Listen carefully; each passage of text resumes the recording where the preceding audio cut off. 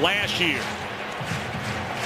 Ken Wisenhunt, like Andy Reid, the all-time winningest head coach in his franchise's history, won back-to-back NFC West championships in 08 and 09. They have missed the playoffs each of the last 2 years. Both these guys feel good about 2-0, of course, but they also know there are holes in these teams, and those holes could show up today. That's what's forefront in their mind right now. Philadelphia won the toss, selected 2 receivers, so Michael Vick and the Eagles offense, which has an NFL best as far as yards per game is concerned, will get it to start with, despite, as you mentioned, Coach Billick, those 9 turnovers. Well, and you can be optimistic about cutting down on the turnovers. It's the other things that worry these coaches. And I'll tell you what, we have some returners in this game. Special teams could be a factor for us. Jay Feely spins it away. And the rookie Brandon Boykin will bring it out across the 15 and up to the 24-yard line. Michael Vick, 3 touchdown passes, 6 interceptions. They are without Jeremy Maclin, who has suffered back-to-back weeks with a hip pointer, so they'll be leaning hard on Deshaun Jackson and the big tight end Brent Selleck. Yeah, not having Macklin's going to hurt them a bit. Deshaun Jackson's going to have a bigger impact for them than he did last week, and you might see Michael Vick move around outside the pocket just a tad more.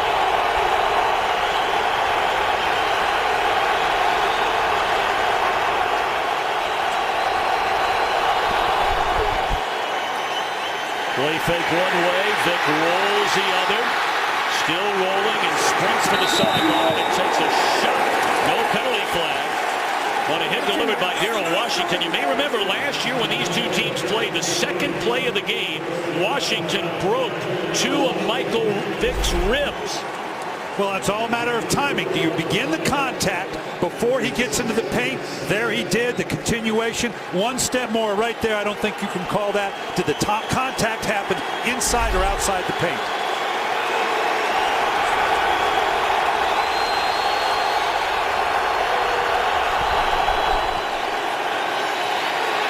Vick to throw it again, flushed out of the pocket. Hit as he throws, it's incomplete, and again it is Darrell Washington delivering the blow on Michael Vick, and perhaps we're seeing an early indication of the problems up front for Philadelphia. No question. In the offensive line, as we said, Dallas Reynolds is stepping in at the center, and Demetrius Bell is going out at tackle. You're going to see Michael Vick set up in the pocket very rarely. He's going to short sprint, he's going to boot and waggle, he's going to get outside of the pocket because of the pressure that could come up the middle with this Arizona defense. 3rd and 7.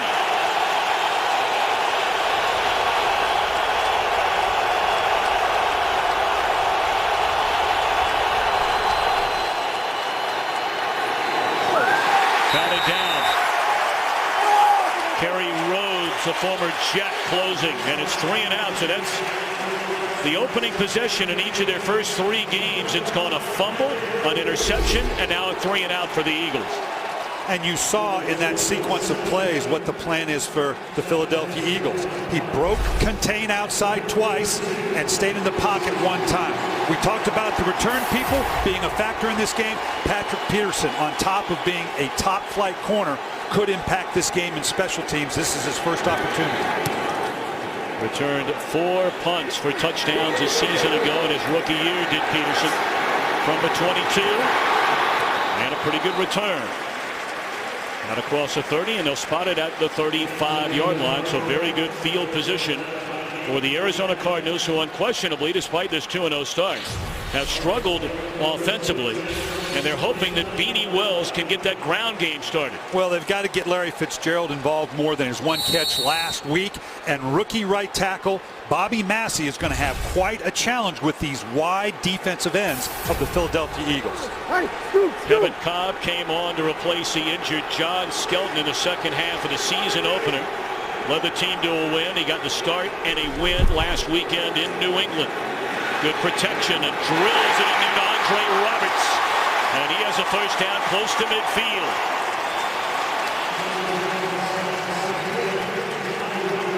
At times, this is one of the most dominant defenses in all the NFL, and they are so excited to have D'Amico Ryans in his first year after leaving Houston. Well, they've got something at every level like all good defenses do. Trent Cole coming off the edge, D'Amico Ryans holding that linebacker level ready, and obviously Dominique Rodgers-Cromartie and Nnamdi Asomugha at the corner, as good a combination as there is in the league.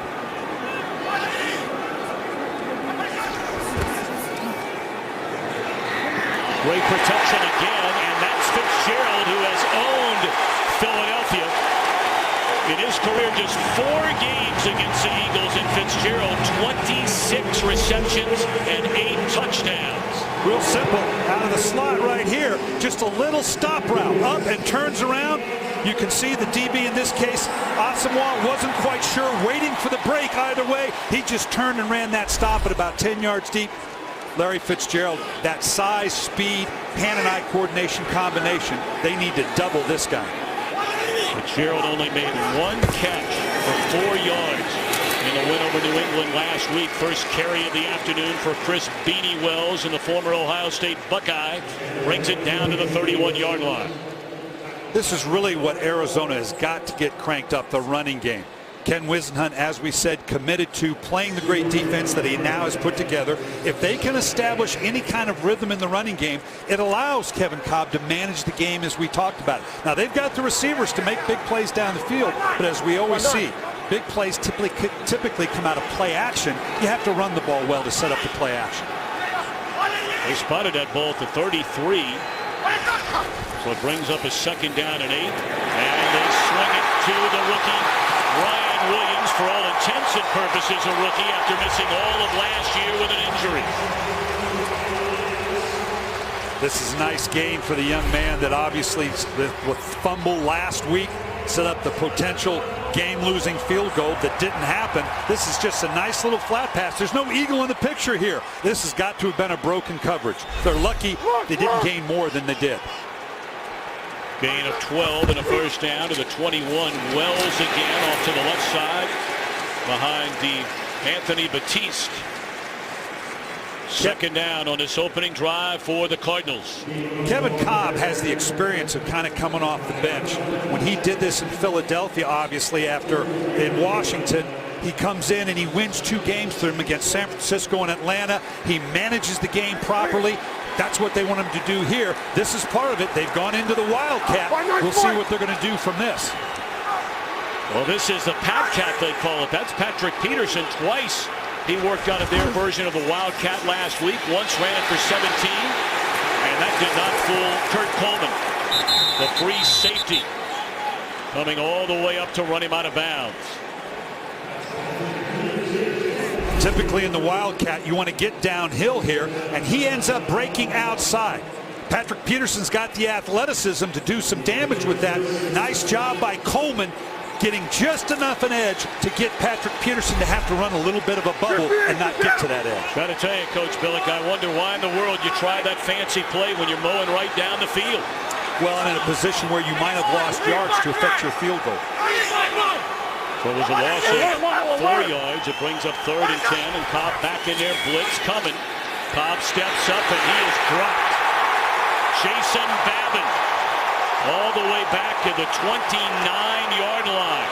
Cole and Babin putting the pressure on. They combined for 29 sacks a season ago. This defense is all about pressure, and you're talking about pressure up in here now. Look at a lot of people, and it ends up coming on the inside with Babin coming from an unfamiliar up position. They bring those wide rushers from the outside, get push up the middle. The quarterback, it's just a sea of white jerseys for Kevin Kolb.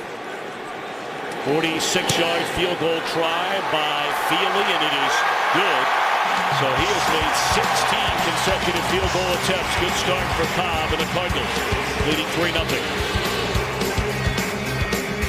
3-0. Today's game on Fox is sponsored by Southwest Airlines. Find our fares online only at southwest.com.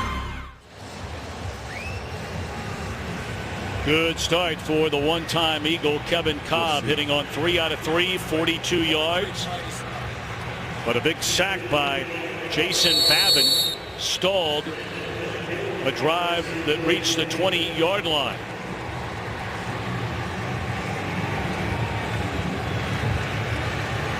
Brandon Boykin for the second time waiting on the kick. And 2 yards into his own end zone. He'll bring it out. One-man miss, and he's out to the 22-yard line. So Michael Vick and the Eagles bringing out their first series. They're trying to regroup, trailing early 3-0.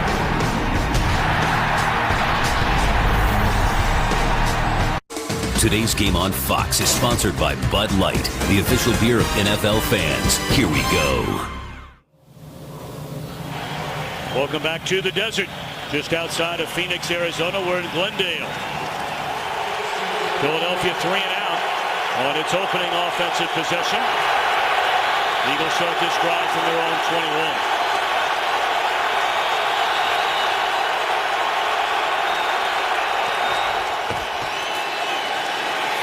First run call of the afternoon. And maybe back to the line of scrimmage was LaShawn McCoy. Now for Arizona defensively, they've been as good as anybody in the league going back to the middle of last year, but today without their 5-time Pro Bowler Adrian Wilson. Well, you build inside out. Calais Campbell and Darnell Dockett, huge inside for this defense. Adrian Wilson, the loss of him affects their pressure game as much as it does their coverage. Been bothered by an ankle injury, also a groin injury. Second down, they set up the screen to McCoy. And he is caught from behind by Sam Acho, second-year linebacker out of Texas. Obviously, the screen game is a big part of the arsenal for the Philadelphia Eagles. As much as you have to worry about where Michael Vick is, inside the pocket, outside the pocket, those ends tend to get very wide with an upfield rush to keep them in the pocket. That sets up the screen game. 3rd and 6.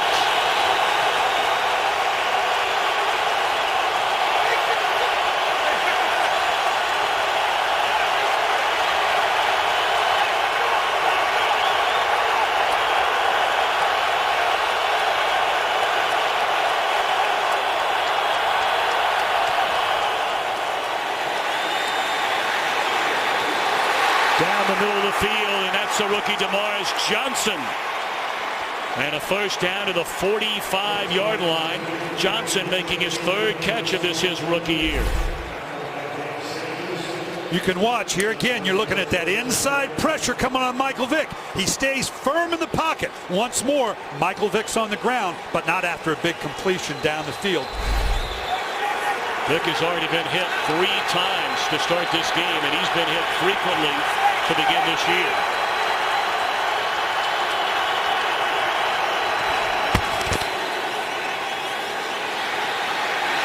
And he's hit again. O'Brien Schofield, the first man there. That is all the way back to the 35-yard line, a loss of 11. Well, this is tough. The pressure actually gets picked up pretty good here. Again, you see Michael Vick move the pocket, but he holds, he holds, he holds. He has no place to go. Eventually, this pressure is going to catch up with you. Once again, Michael Vick on the ground. The Arizona defense sacked Tom Brady 4 times in their win at New England last week. Back into the hands, this time of the rookie Bryce Brown, his first carry of the day, and that's a short gain, 3rd and long upcoming. Now, hits on Michael Vick. I tell you what concerns you. It's not a matter of the single hit, because the single hit to take Michael Vick out can take anybody out. It's the cumulative hits on Michael Vick. He had 21 knockdowns coming into the game. He's already had 4. At this pace, that's 168 on the year. That's a tough way to make a living.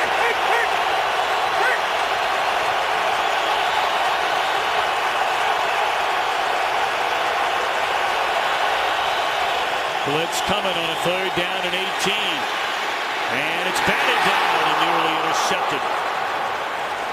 William Gay just ran out of real estate as that ball is tipped to the line of scrimmage by, once again, the 6'8" Calais Campbell. Look at the wing spread on Calais Campbell. When you get engaged, defensive linemen are taught, get your hands up. If you can't get to the quarterback, that is quite a wingspan. Calais Campbell knocked down his share of passes in this great career he's had. That's something for a smallish Michael Vick to have to deal with.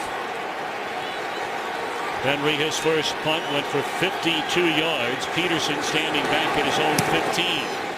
And another beautiful punt, chasing him all the way back to the 8. And smothered at the 17-yard line by Philip Hunt. Great coverage by the Eagles. Fitzgerald and company back on offense, leading 3-0.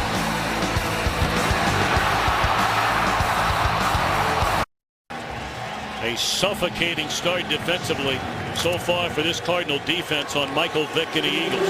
Well, that inside combination of Calais Campbell and Darnell Dockett, particularly against this reshuffled offensive line of the Eagles, so far is playing very well for the Arizona Cardinals.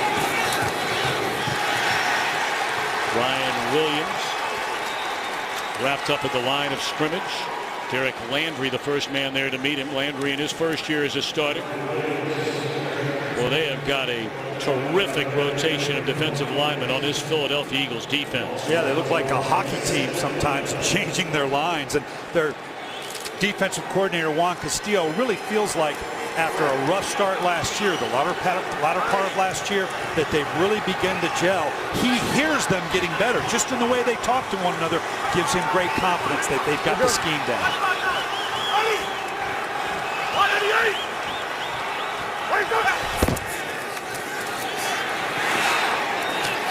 Cobb hit as he threw. Contact made, but no flag.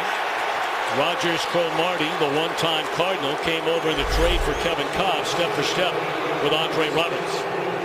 Well, you can see out here, this is really pretty good coverage. Again, now, you can put your hands on a receiver. As long as you don't change the impetus of the receiver, as long as you don't gain a competitive advantage, and I don't think there, Dominique Rodgers-Cromartie, an athlete who Larry Fitzgerald says the best athlete he has ever seen, I don't think he got a competitive advantage there. That's a good no call. Rogers Cromartie, a pair of interceptions, week 1 in the victory over Cleveland. His first 2 interceptions as an Eagle. The 3rd and 11.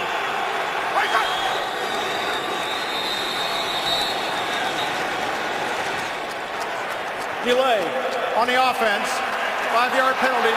Remains 3rd down. Coach Billick, how does that happen? We'll get back to that in a minute. Let's check in quickly in Los Angeles and say hello to Patrick O'Neill. Tom, thanks very much. You are not going to believe this. Detroit, Tennessee. That's Sean Hill in for Stafford. And Tom, somehow Titus Young comes down with this.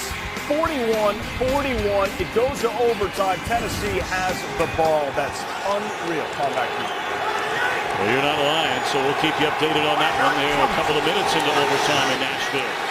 Cobb in trouble. And down into the arms for, got it away in time, I beg your pardon. Into the arms of Larry Fitzgerald, but well short of the first down. Babbitt had wrapped up Kevin Cobb.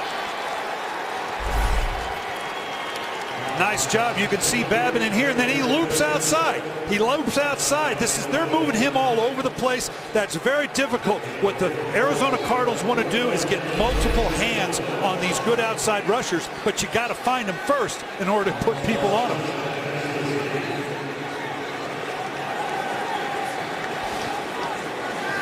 Dave Zastudil, the Arizona punter, and waiting back is the rookie Damaris Johnson. Spins out of the tackle of the 25. And still on his feet across the 35. And the ball is loose. Arizona has the football. Recovered by Mike Leach. He's the long snapper. And it is Cardinal football. The rookie Johnson coughs it up. No question the ball coming out there. Now it's going to be a mad scramble for the ball. What have we said coming in, Tom? Turnovers. Now, obviously, the focus is on Michael Vick with his 6 interceptions, but the fumbles have been as well. And Anthony Sherman's the one that stripped it. Again, turnovers coming in multiple ways for this Philadelphia Eagle team.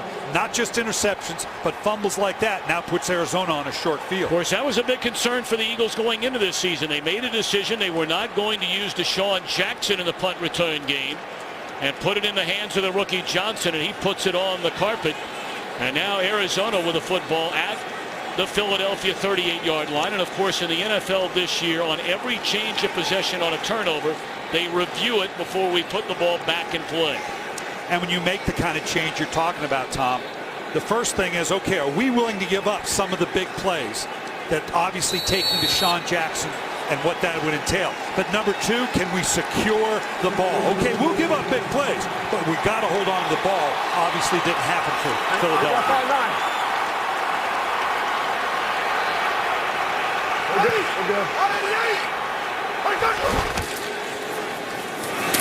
Beanie Wells carries down to the 35-yard line. That'll be a pickup of 3. And you can see the commitment of Ken Wisenhunt in his play calling to establish the run.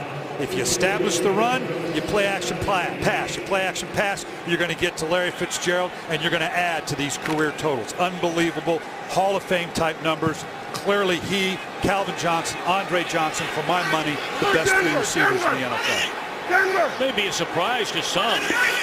Fitzgerald, the youngest pass catcher to reach 700 in a career, breaking the record of Jason Witten.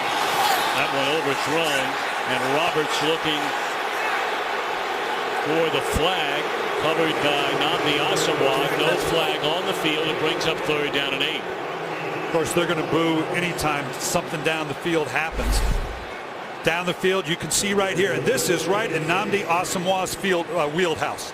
He loves to get jams. He's long. He's what they call a long player, meaning with the long arms, he can run the contact down the field. They didn't call the earlier one, right? Andre Roberts, they're not going to call it here either.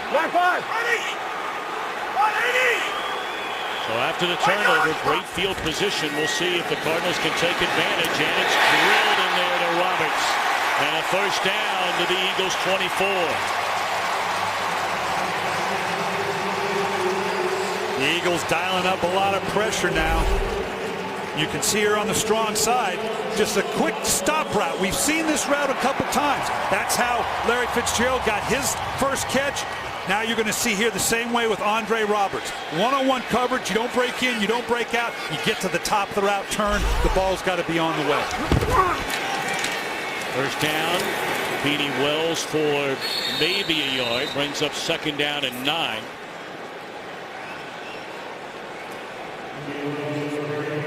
Now as you get down into the red zone, this is where we talk about managing the game with a Kevin Kolb. You want to take your shots, you look touchdown to check down. You got the athletes to do it with. You're in field goal range, so think touchdown, secure the field goal, don't lose yardage. Now the Cardinals are without a big part of their offense. Todd Heap, their tight end, is out with a bothersome knee. Kolb lays it off to Fitzgerald, and he's inside the 15. Another Cardinal 1st down.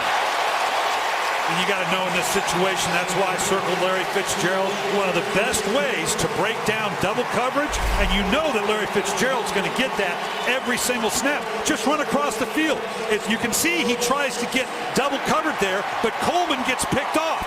And that allows Larry Fitzgerald just get the ball in his hands. He's going to get the big yards for you. Great way to break down bracket coverage. 1 catch, 4 yards last week in New England. Already 3 catches, 31 yards. And we talked about the monster numbers Fitzgerald has put up in his career against Philadelphia. He's at the bottom of your screen. Nice running by Beanie Wells inside the 10 and down to the 8-yard line. Down here in the red zone, this is not only true for Arizona, but for Philadelphia. This area right here, now this is 1,500 square yards. Now, I don't want to mow that. That's a lot of area. But when you put 22 bodies down in there, that's where mistakes happen. Quarterbacks forcing it. Michael Vick certainly had that problem last week. Kevin Kolb, this is part of managing the game. Don't force the ball down here. Did you calculate the square yards there yourself, or did somebody help? It's 1,500 about. And the reason I know that is I got to mow that on my place. And yes, I do mow my own lawn. Todd Heap standing and watching, cheering on his team. Wide open and dropped it. Oh, early Doucette. Would have been inside the 5 and may have raced to the corner of the end zone. And I'm going to put a little of this on the quarterback. The ball a little bit behind him. Now that needed to be caught. No question about it. But it's the accuracy on those short throws that both Kevin Kolb and Michael Vick struggle with a little bit. I love Kevin Kolb, big strong arm quarterback. but he doesn't quite have the touch on the small intermediate checkdowns and flats that the really great quarterbacks have. He can get it. I'd much rather have to develop that than a guy that doesn't have the big arm that's got no chance of making those big plays down the field. But that's part of Kevin Cobb's game that's got to come. 3rd and 5 at the Philadelphia 8. Hey, alert that Cobra! Alert the Cobra!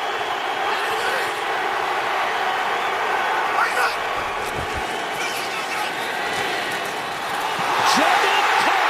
First career reception for Michael Floyd. And it's a touchdown.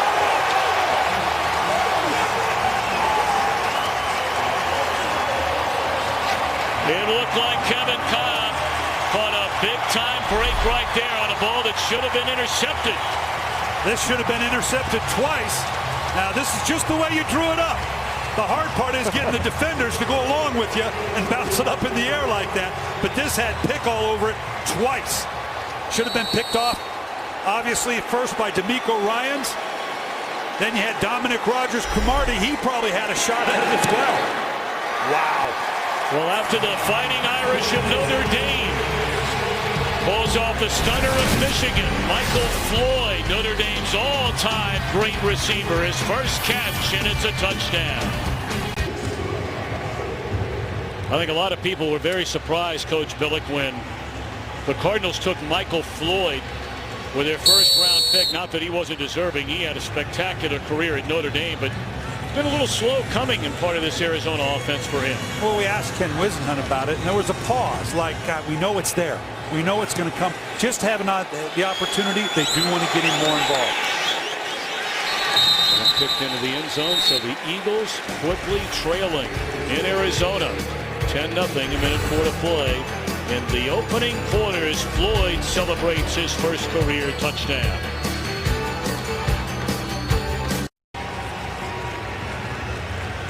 Arizona 10-0. Dallas Reynolds, who you talked about it, Coach Billick, making his first career start after replacing the injured Jason Kelsey, who went down with a season-ending knee injury last week.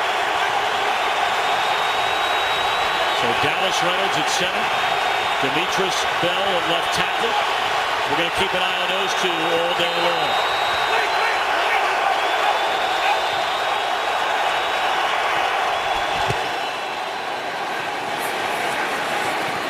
Floyd looking for a little running room and find some. Nice carry. Nice job last week against this edge right here. That's the key. Last week against the Baltimore Ravens, the offensive line of the Philadelphia Eagles did a nice job getting the edges. Look at the seals we've got here and the kick out. This is a nice job by the offensive line. Bell out there leading the way. You don't have to blow people up, but they stretched the Ravens defense, one of the best in the game, very, very well last week. There's a good example of it there. Vic to a wide open Brent Selleck, still on his feet, and all the way to the 37-yard line. Selleck coming off a career afternoon in Baltimore, 157 receiving yards.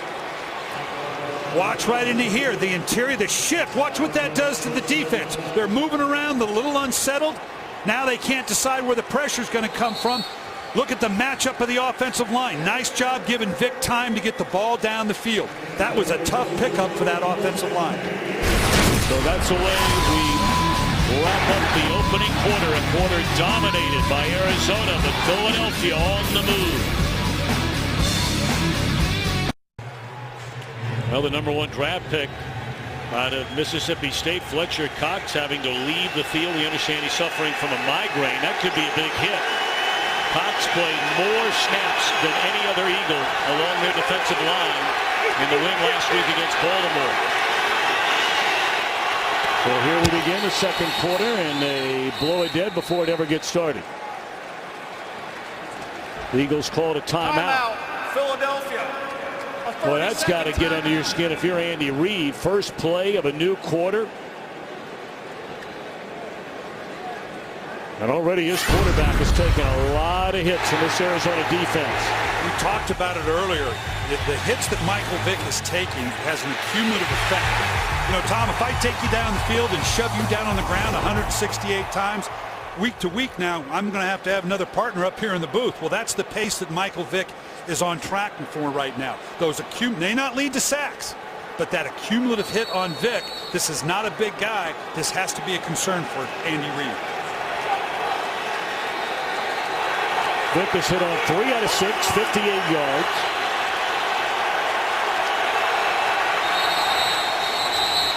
And has been sacked once, and again before we even have a play, the Eagles this time commit a penalty. You know, we talked about the turnovers, and 9 of them, now 10 after the fumble punt today. They got Bell, the left tackle there, but penalties have been a huge problem in the first 2 weeks for the Eagles as well. It doesn't matter how you lose yardage, whether it's a sack or a penalty. You can see right here, the second most in the NFL. Redskins are next, and I don't care if it's a sack, an interception, or a penalty. They all can stop drives, and it's not that loud just yet. Bell right there just has to get more locked in. McCoy gets a big chunk of it back on first down. Tripped up to the 37-yard line and brings up 2nd down and 9 for the Eagles, trailing 2-0. Second quarter just underway. Ray Horton in this Arizona Cardinal defense, the big part of it is the success they have in the red zone. Teams have been down here 9 times, only 2 touchdowns. You keep them out of the end zone, that's good red zone defense. Vick rolling one way, comes back the other way, and he will be dropped. Ball is loose again. Is this the second turnover for the Eagles today? It would be their 11th on the year. Cardinals say it belongs to them. Still no sign given by the officials. Sam Acho delivered the hit. Nope, they're leaving. And it's still Philadelphia ball. The worst of both worlds there for Mike Vick. Not only another hit, but the ball coming out, the turnovers. Boy, it's out there for the taking. It's hard to imagine that Arizona, the ball definitely comes out. Now it comes down to possession. Is this something they can challenge as to where? And it looks like the challenge flag is going out. Ken Wisenhunt immediately challenging the call on the field. Arizona only 1 of 3 on replay challenges so far this year. Just remember, there's 2 parts. Did the ball come out, and was the recovery very clear? Arizona, that's what he's got to look for. The ruling on the field that the runner was down by contact. It's a big call. We'll have the verdict when we come back. Ken Wisenhunt has challenged the call on the field, saying Michael Vick was down by contact. What do you think, Coach Billick? Well, there's no question. The fact that they called down by contact, the ball is clearly out. And you'll see from the other view, the officials coming in here, you can see right here, he's signaling down by contact. Now, there's also no question that Arizona, there's a lot of black shirts there, they came up with the ball. There's no question that the ball came out. The ruling on the field has been reversed. Arizona recovered the ball. Please set the game clock for 14:22. Arizona will not be charged a team timeout. That is already 4 fumbles this season for Michael Vick, most in the NFL. It's the second one he's lost, and with 2 turnovers today, Coach Billick, 11 of them in 2 games and really 1 quarter. Well, Sam Acho doing a nice job bringing it out. You know, Philly, you make an assumption when you turn the ball over the way they have. You know what? We're not going to continue to do that. It's a glass half full. Look, guys, we won with all these turnovers. We're not going to turn the ball over. Well, you know what? They're turning the ball over, and it's got to stop, or there's no way they're going to accomplish what they have set out to do, which is, number 1, get to the playoffs with this talented team. It's been a woeful start thus far for Vick and the Eagles offensively. Ryan Williams cuts it back to the inside, brings it up to the 39. That'll be a gain of close to 4 on first down. Arizona with a 10-0 lead. A field goal on their opening drive, and then took advantage of the fumbled punt by the rookie Damaris Johnson and cashed in on the touchdown from Cobb to Michael Floyd.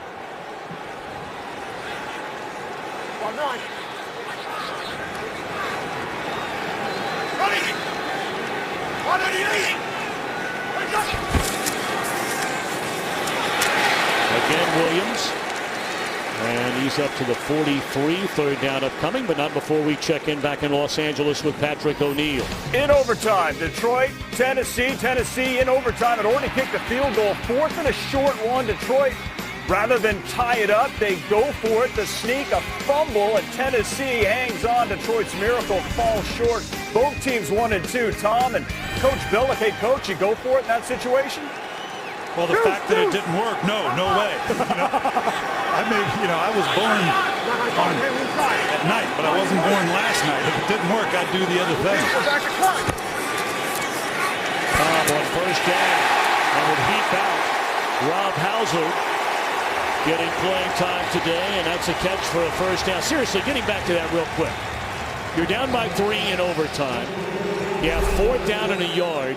Would you have gone for it there or just kicked the field goal to tie the game? You make those decisions like if you're going to go for 2 on the road. What are the conditions in that situation? Obviously, Jim Schwartz felt like we're in scoring position, maybe to win the game. We think we can get a yard or 2. You have those kind of discussions during the week, just like you have the discussions in the same situation. You go for 2 on the road. They all come into factor.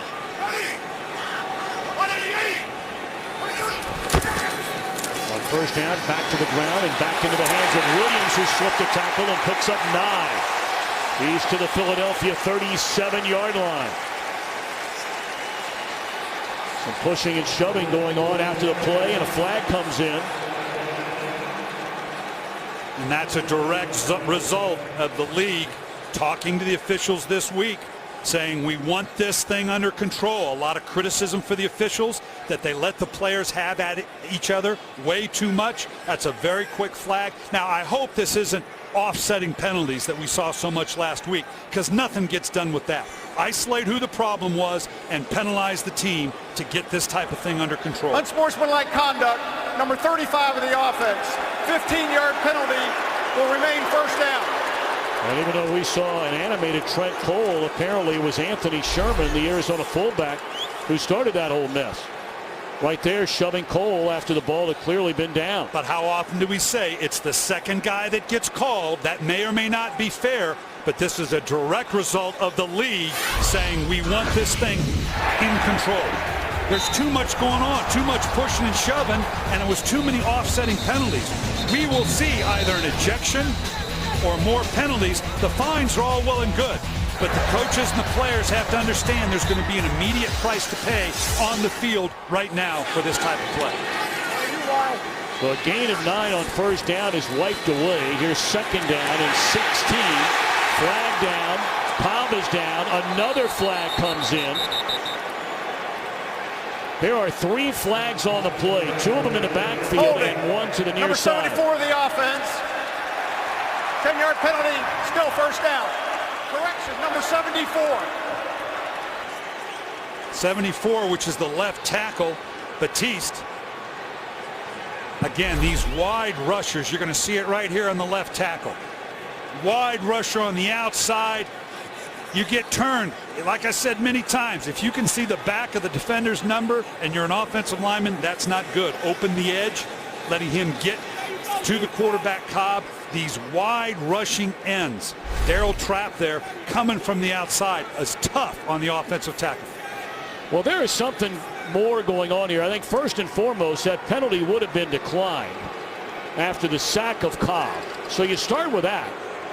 But there also were 2 other flags on the same play, and I wonder if maybe there's not an additional penalty on somebody. Clearly, Andy Reid is not happy with what's going on. Well, we're going to have to see what exactly they're discussing here. And the fact that he's talking to the league official right now to try to sort it out.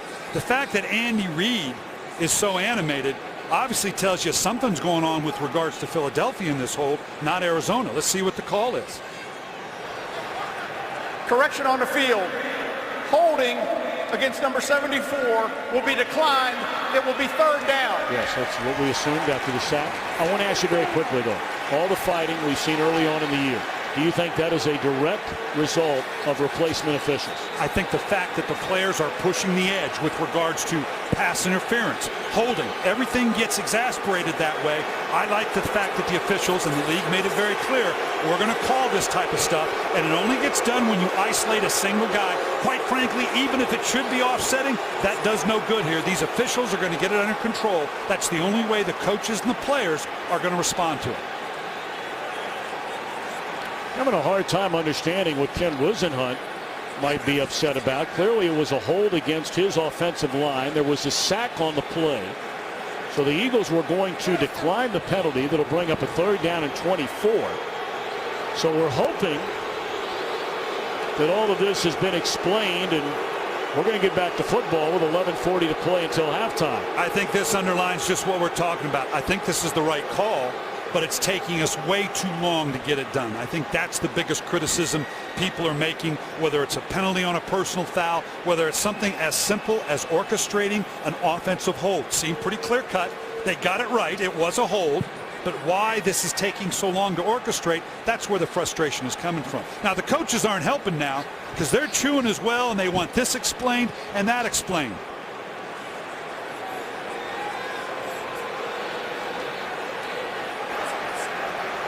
The ruling on the field, it will be 2nd down, and Philadelphia will accept the holding. Okay. So they accepted the penalty rather than declining the penalty. Well, like I said, I'm not quite sure what was so confusing about that. Penalties called. You have an option. Take it or don't take it. And why it took so long to get to that point. At the end of the day, we can say what? As long as you get it right. All right? I get that part. But obviously the flow of the game, that's where it gets frustrating for the fans. And the coaches do, like I said, they exacerbate a little bit, but you understand it. I want this explained to me. I want to know what's going on. I still not, and maybe they're looking for the spot of the ball now, or I don't understand why this is taking so long.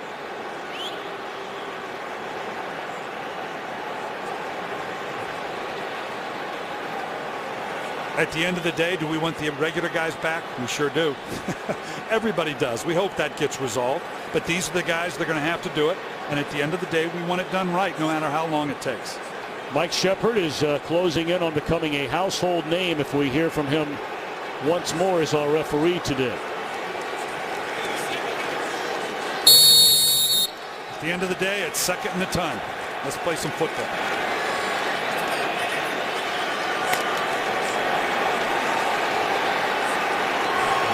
All right, 2nd down and 26.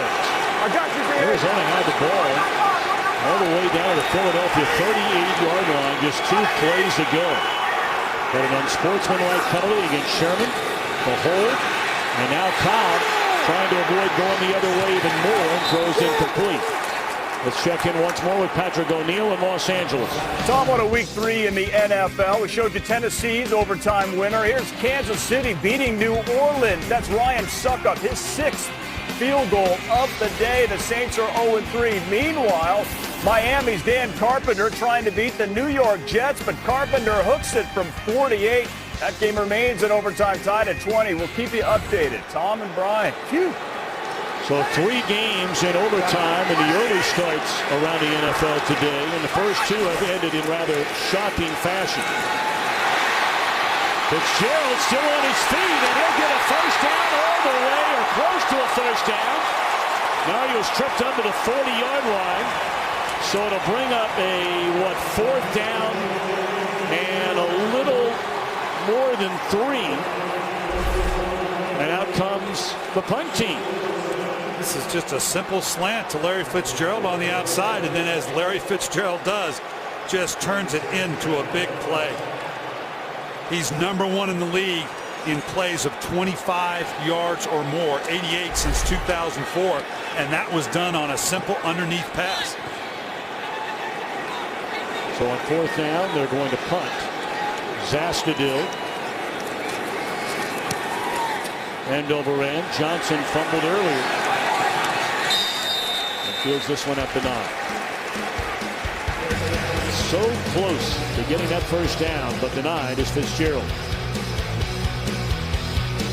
Us all day. Now he's rallying his troops, saying, guys, I imagine he's saying, give me your calls, tell me what happened, we got to get this stuff sorted out. It's all about the communication and him knowing what's going on. 10:14 to play until halftime, and Vick from his own end zone steps up looking for the long ball to Jackson in double coverage. And step for step for him, Patrick Peterson. Celebrate Hispanic Heritage Month with the NFL. Visit NFL.com/Espanol. Official Spanish language home of the NFL for game highlights, fantasy football, and a first look at your team's Hispanic Heritage Month celebration. 2nd and 10.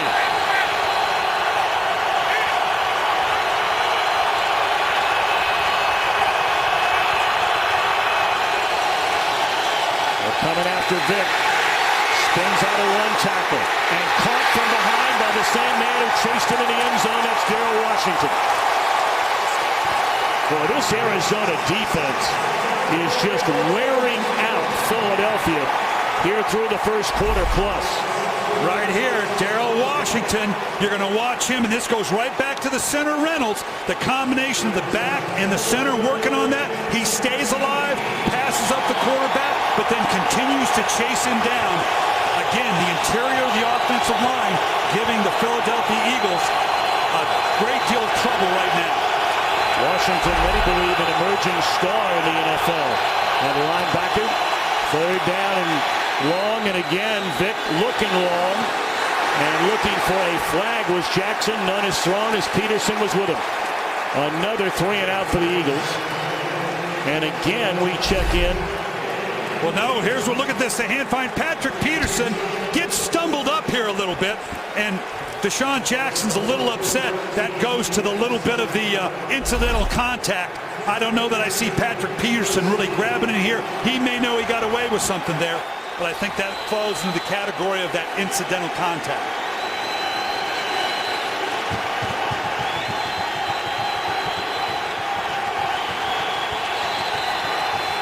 Henry punts out of his own end zone. Cardinals almost got it. Very short punt. And Peterson, did that hit a Cardinal in the back? Well, the Cardinals cover it up. It hit somebody on the back. Great field position for the Cardinals, leading 10-0.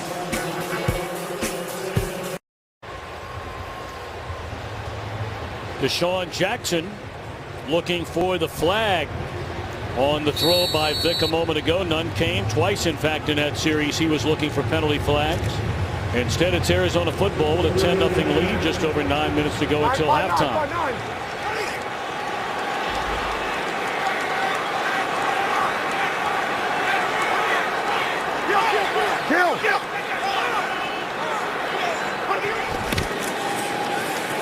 Quick drop.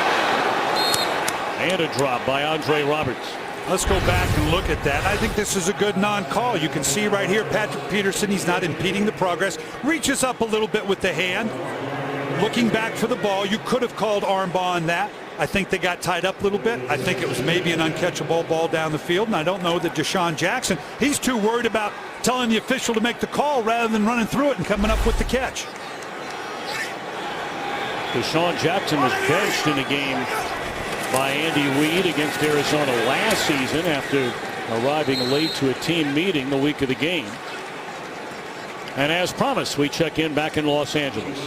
It is over in Miami. Nick Folk for the Jets lining up for a 33-yard field goal. It is good, and the third overtime game of the day is over. This new overtime rule this year certainly adding an interesting dynamic to the game as we go back to Tom and Coach Billett. 3rd down and 7. Cardinals from their own 48-yard line. And Cobb works out of the shotgun. Good protection this time. And you can't get any more wide open than Jeff King, the tight end. And that's a 1st down to the Philadelphia 37-yard line. King's had a nice career. Began in Carolina, now in his 2nd year with Arizona.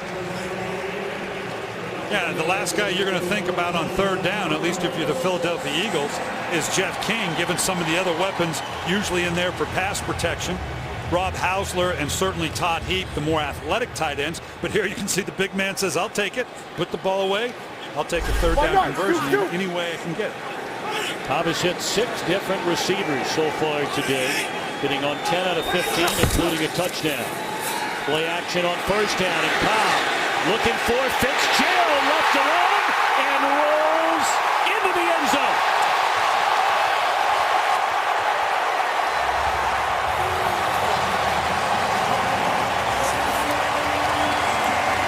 What do we say, Tom?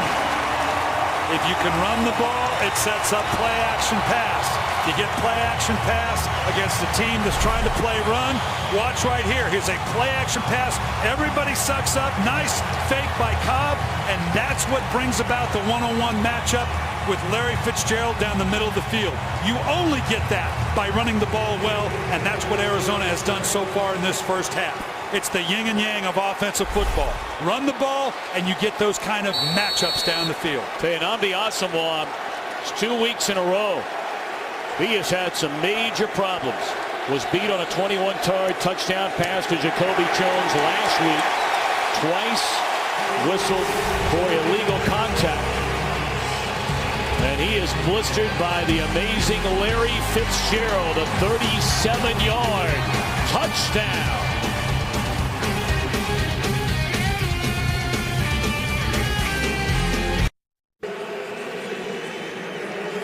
Of a breakdown in coverage. Nnamdi Asomugha and Kurt Coleman having a healthy discussion about where were you. Nnamdi Asomugha clearly thought the safety Coleman was going to be over the top just in the technique that he took Larry Fitzgerald. Right now he knows I'm the one that got beat, but it looked like he thought he was getting help over the top by Coleman.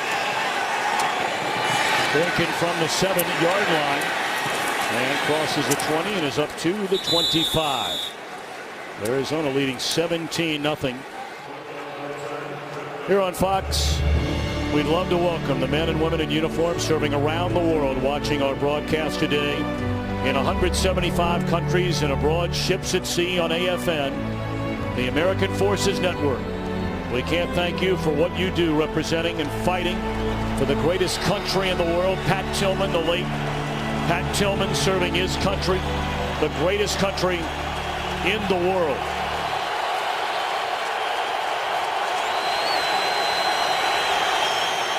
Lincoln Eagles down 17-0. Flag down. Vick will tuck it away and carries up to the 30, a gain of 5, but we wait on the flag.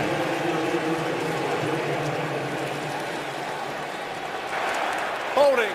Offense, number 77. 10-yard penalty, remains first down. Yeah, that's always going to happen here on the left side when you hold on to the ball this long. Good news, bad news is good news. Protection's pretty good. I can hold on to the ball. The bad news is at some point it's going to either break down or you're going to get a pass interference. And there again, Michael Vick. Lucky that ball didn't come out a little earlier. Almost got another turnover. So the penalty backs him up to the 15. It's first and 20. And that did not fool anybody. Kerry Rhodes had an eye on Selleck from the time the ball was snapped. Arizona brought pressure off that side, and they knew that Kevin Cobb was going to have to get the ball out quick. You're going to see it come from here. He knows he's a man short, so the ball has to come out quick. A defensive back only says either make it come out quick or I'll make him hold the ball and step up like we saw the play before. Excellent example of Ray Horton, the defensive coordinator of Arizona's defense, is working in conjunction. Defensive line makes him hold it. Secondary makes him get the ball out quick. Second down, Vick down the middle to Selleck. He couldn't hang on and took a lick from Kerry Rhodes.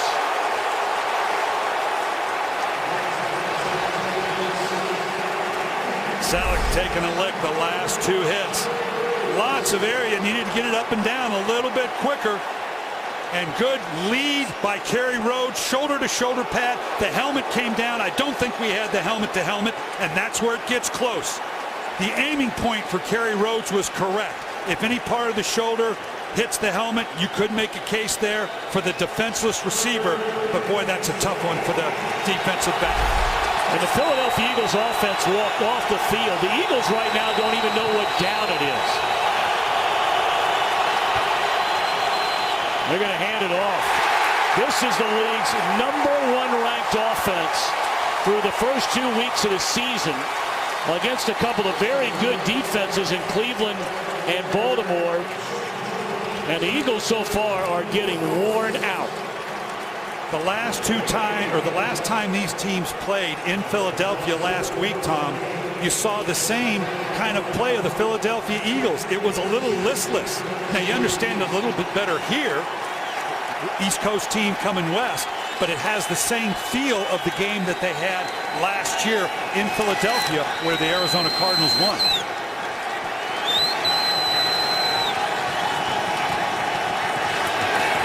Peterson waits on the punt by Henry, and boy, is it a good one. Backpedaling Peterson all the way from his 23-yard line, and he turns the corner and steps out of bounds. He's spotted at the 39-yard line. 5:54 to play until halftime, and all Cardinals so far.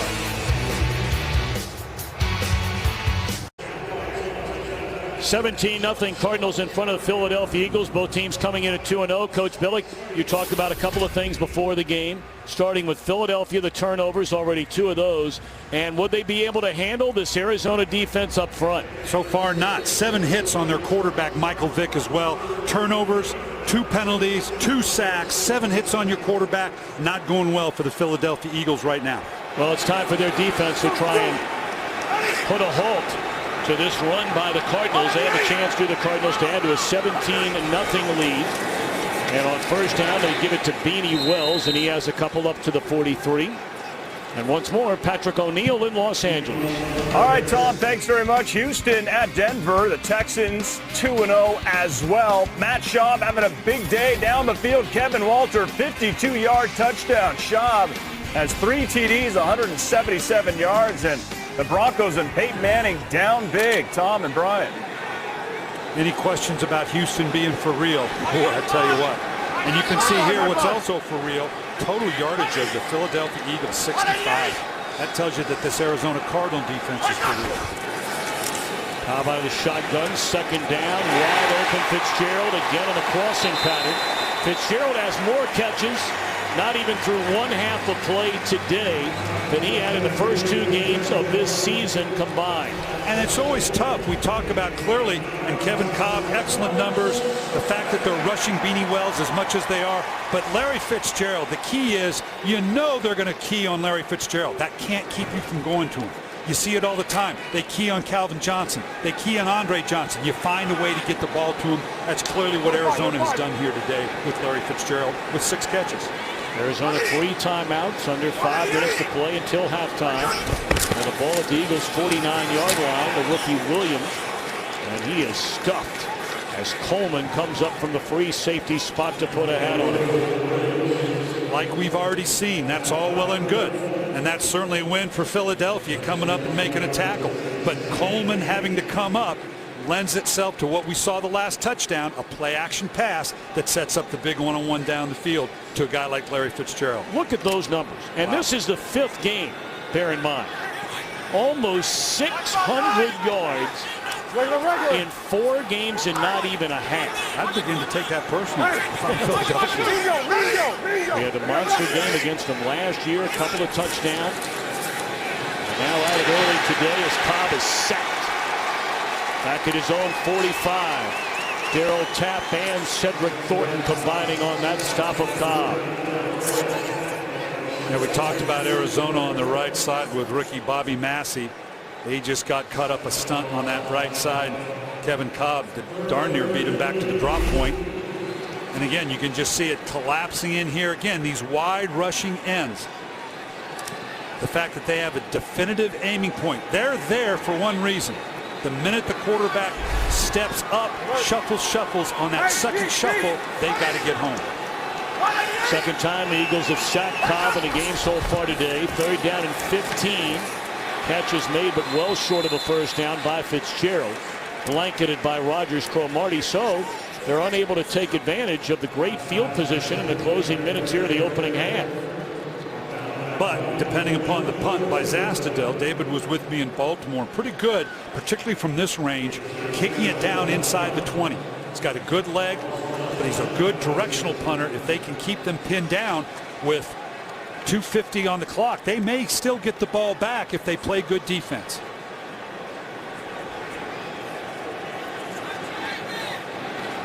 A catch by Fitzgerald, incidentally, puts him at 105 receiving yards in a game. 33rd time in his what will be Hall of Fame career to eclipse 100. As Baskerville punts it into the end zone. 2:26. 2 timeouts remain for Vic and the Eagles. Saturday, another great weekend of college football on Fox. Beginning with Fox College Saturday. Aaron Andrews, Eddie George, Joey Harrington will get you ready.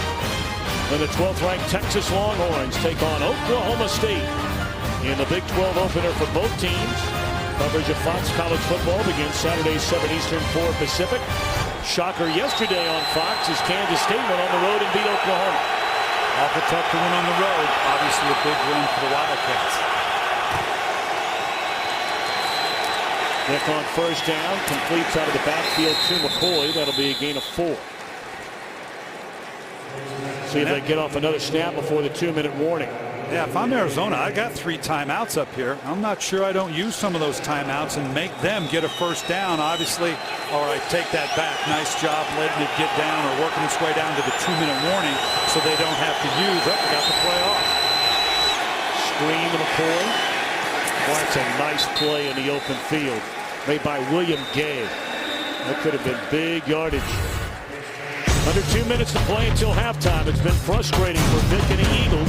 And a 3rd down upcoming when we return. Ken Wisnott may want to rethink that. If he had taken the timeout, then let the 2-minute warning bring them here, that would have saved him 7 seconds on the clock. May not seem like a lot now, but if they can get the ball back, may mean the difference between getting into scoring position. Philadelphia only 1 of 5 on 3rd down in the game. Double pump and a wide open Johnson across the middle. Spins away and runs out of bounds right at midfield, and that's a first down for the Eagles, who now have 1 more first down than they do turnovers in the game. Excellent protection by the offensive line. Allows Damaris Johnson to work all the way across the field. Wide open as he got across because they brought pressure. The offensive line of the Philadelphia Eagles holding up on a critical down. All right, so the Eagles have 2 timeouts left. Plenty of time with 1:44 until halftime. And Vic drops it off to Selleck. And read beautifully by Arizona defensively. Harris Lennon, the former Postal Service worker and the only former XFL player still active in the National Football League, and now his 11th season.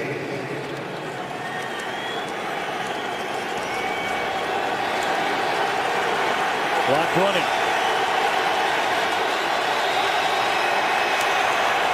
Minute 15, 2nd down and 8. A lot of time for Vic.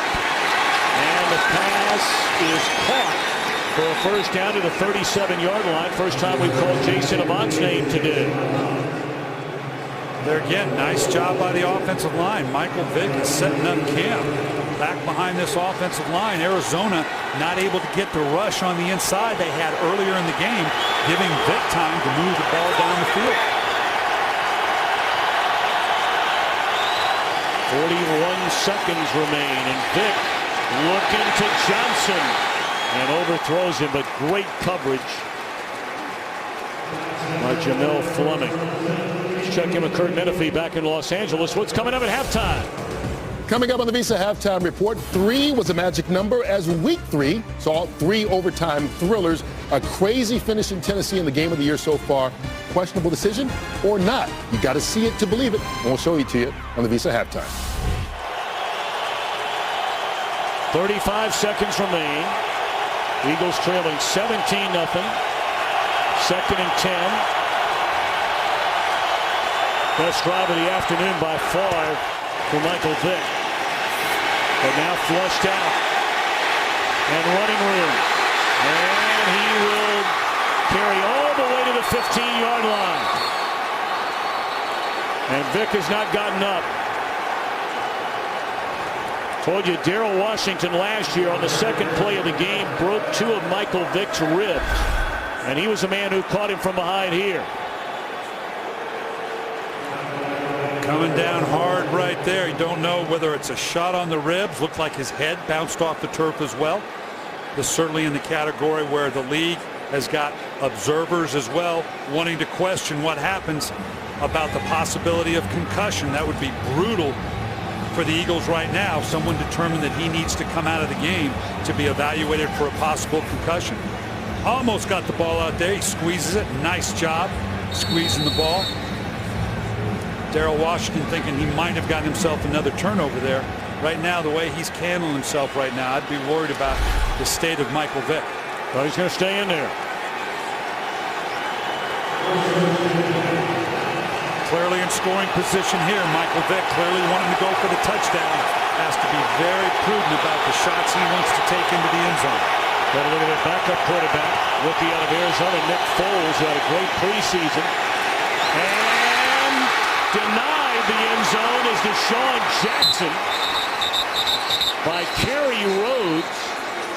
Clock stops on the Philadelphia timeout. 16 seconds remain. That could turn out to be a huge play in this game if Philadelphia can't punch it in. Watch again. Good protection on the inside. And this is a huge play by Kerry Rhodes. Do not capitulate the touchdown. If this can lead to keeping them out of the end zone, it's those kind of little plays that are a hallmark of an elite defense. That's a great play by Kerry Rhodes. All right, Coach Billick, you're down at the 1-yard line. You're out of timeouts. What's your play call here? Well, you're clearly in the category where it's going to be a touchdown or it's an incomplete pass. You could try the run right now because certainly as you're sitting here on a first down, you have time to clock it. But it's all or nothing at this point. If you throw the ball, it's touchdown or incompletion. If you run it, you're going to have to clock it real quick. Out of formation, they fake it to McCoy, and Vick just throws it away. Nice job. What did we say? Not clear cut. Throw it away. Don't take the chance of a sack because now you have a much tougher time of getting up to the line of scrimmage and reformulating it so that you can kill the ball. Nice play by Michael Vick. Boy, Darrell Washington has been all over the field on this 9-play drive where the Eagles have taken it down to the Arizona 1-yard line.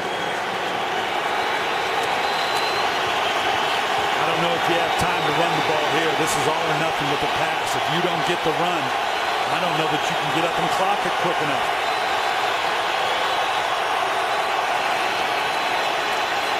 Vick lobs it again. Out of bounds, just throwing it away, and Vick is slow to get up once more. He has taken a beating so far today. Everything coming up the middle. Michael Vick, yeah, that's great. You take a shot, not there, throw out of bounds. One more time, Michael Vick on the ground. These cumulative hits are what has to concern Andy Reid. Lennon and Quentin Groves both putting a hit on Vick. So now 3rd and goal. 6 seconds left. Would you take the field goal here, Coach Billick? Well, again, you have plenty of time to get the ball out. This is a 3-step drop throw right now. 3-step drop. Down he goes. Ball is loose. Arizona has it. Streaking down the sideline with a man to beat is James Sanders. Still on his feet. No penalty flag. Touchdown, Arizona.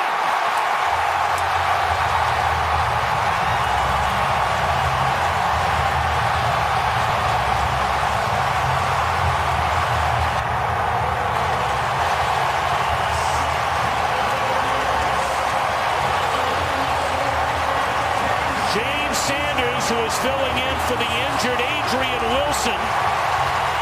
After the hit was delivered by Rhodes, scoops it up and races 93 yards in a stunning turn of events, the final play of the opening half. Oh, goodness. Kerry Rhodes with 2 huge big plays.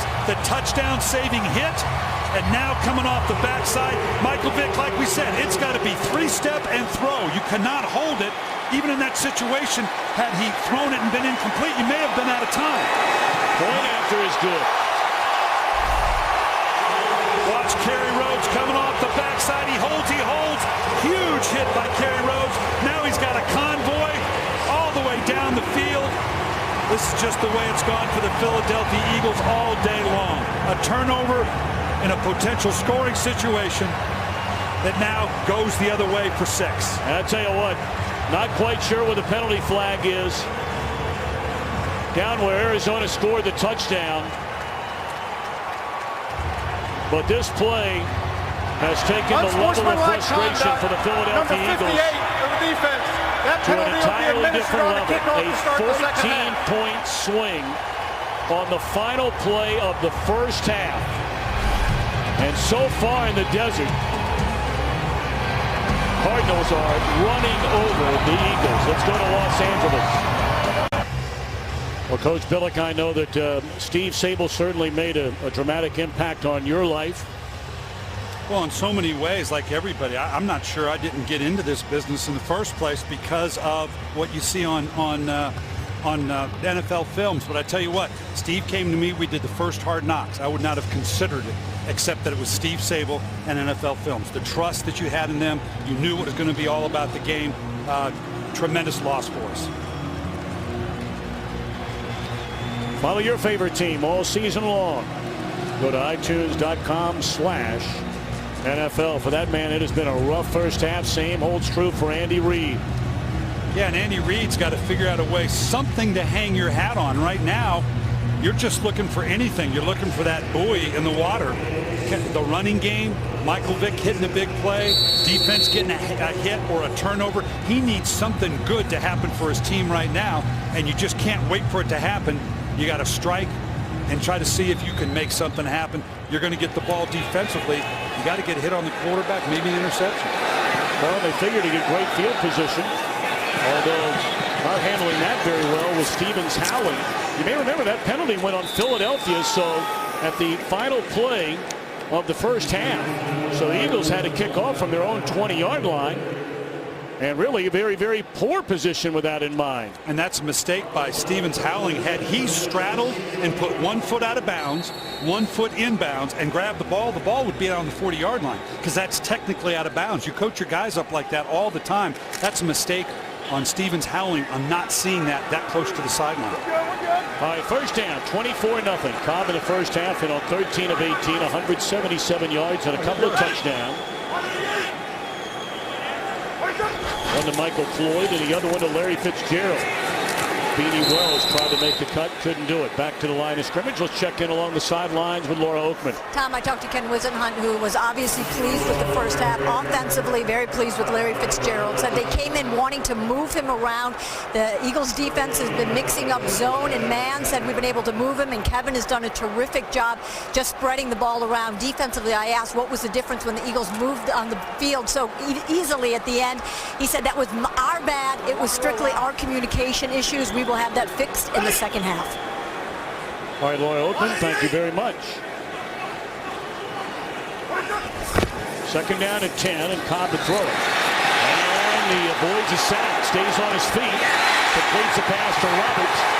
And that is a first down and much, much more. Andre Roberts, a penalty flag is all the way back to the 45. And Roberts is run out of bounds at the 5-yard line, and we await a very, very important penalty flag. Yeah, and it's going to come back. Yeah, I think. Yeah, and it's going to come back. Yeah, I think we're going to see a hold on Larry Fitzgerald. We'll see how legitimate it was. Illegal block in the back, number 11. 10 yards from the spot of the foul. First down. And when you're in the open field like this is tough.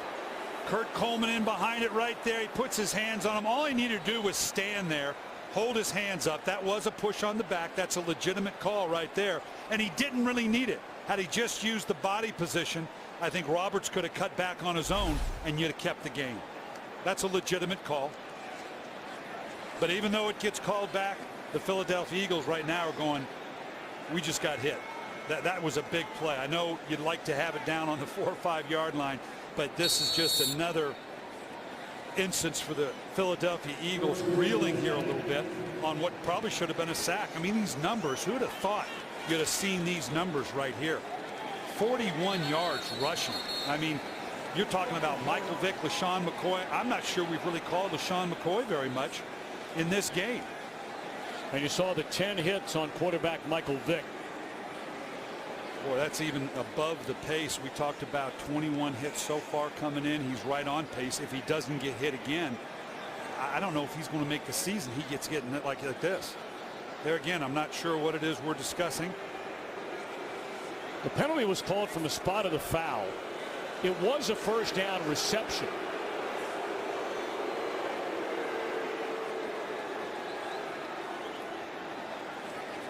And they spotted at the 35, and here we go, 1st and 10. We talked about Ken Wisenhunt wanting Kevin Cobb to manage the game. Could he keep up with Philadelphia? He doesn't have to. He's got a 24-point lead. This is right what Kevin Cobb has shown he can do, manage a game.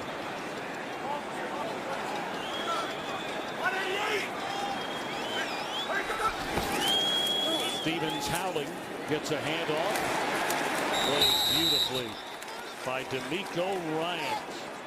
Signed after coming over in a trade from Houston, a 2-time Pro Bowler, the Texans' all-time leading tackler, and has already assumed tremendous leadership in his Philadelphia defense. Yeah, when he walked in the room the other day, taking nothing away from a Casey Matthews, who we had in their opener last year, good young man, but when you saw Washington walk in, you go, okay, yeah, this guy's in charge. This is an inside linebacker, D'Amico Ryans, that this guy is in charge. He's just what they needed on that defense. 2nd down and too tall for Jeff King. It brings up 3rd down and long for Cobb. Cobb is 2nd-round draft choice back in 2007 by the Eagles. His first 3 years was Donovan McNabb's backup.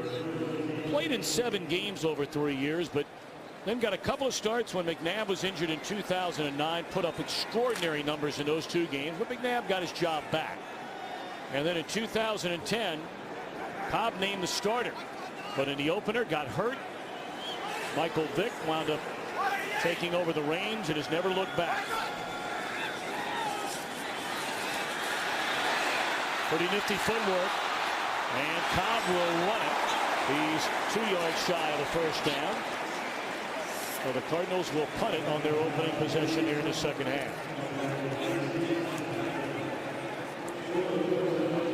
Let's take a look at some of the headlines from games early on around the NFL today. And Coach Billick, some stunners, none bigger than the Vikings win against the 49ers. Well, and I'm right there at the head of the pack talking about how dominant the Vikings looked, or excuse me, the 49ers looked. And go in, we had the Vikings last week. You know, unimpressive, to say the least, against Indianapolis. The way Indianapolis came back, for San Francisco to not be able to go on the road. Like you said, equity in the NFL right now. Parity is here. Tennessee a winner. New Orleans goes to 0-3 on the year. The fair catch is made by Johnson. So the Eagles begin this drive to start the 2nd half from their own 5. The spectacular Sonoran Desert, no place like it in America. And no place like this stadium for the hometown Cardinals. 24-0 lead. McCoy just his 5th carry of the day, and that'll be a gain of close to 5. Young people out there, if you want to find someone to admire this guy. This is Larry Fitzgerald, had a heck of a game. Going to walk into the Hall of Fame. He is so upset that he cost his team a big play. You know, in the age of divas, if you want to emulate someone, this is the guy you want to be like. Known him since he was a ball boy for us, knee-high in Minnesota. Tremendous young man. First down catch made by Damaris Johnson.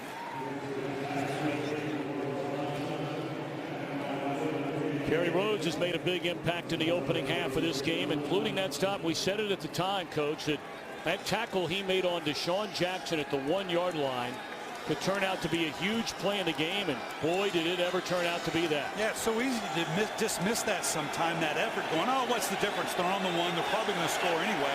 What's the big deal? Well, we saw the big deal and what a difference it can make.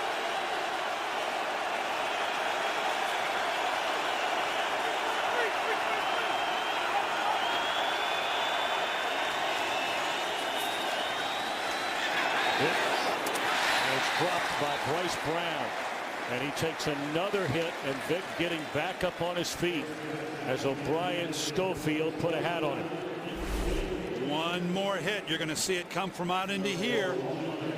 The delay, then he loops inside. Yeah, the ball gets off, but it's one more time. Michael Vick's on the ground. And then you don't even get the reception. You can see clearly there, started to turn and run before he put the ball away. Just the way the day is going for the Philadelphia Eagles. On the ground, and McCoy carries for 3. Every third down now, and granted there's an eternity left in this game, but you're down 24-0. Every possession, every drive, every third down become that much more magnified when you're this far in the hole. And now there's that fine line that you walk as a quarterback between forcing the ball in and making something happen. Only you, and that's why you get the big bucks, can define one or the other. Are you going to take that chance, throw the ball maybe where it doesn't belong and make the big play, or are you going to get another turnover?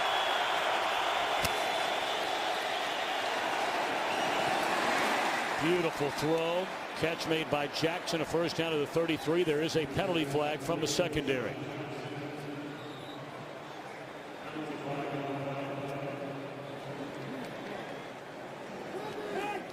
This looks like a holding call somewhere in the defensive backfield going to go against Arizona. I think it's William Gay on Avant. Got a little bit of a hold away from the play. Holding on a defense, number 22. 5-yard penalty added to the end of the run. First down. William Gay is one of the corners. You can see right here. Right there. But here's what you want to look at. Beautiful rolled out at the bottom of the screen by Deshaun Jackson. Beautiful throw by Michael Vick in the most critical of situations. The timing on that is the key. The ball's got to go up early. Well, now we have another delay.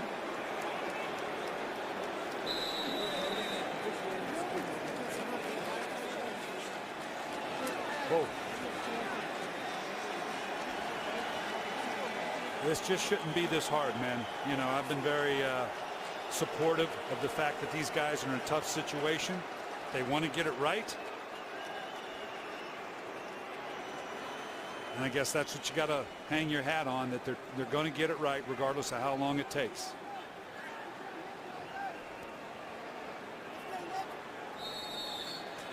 All right, spotted at the 34-yard line, a first down for Vick and the Eagles.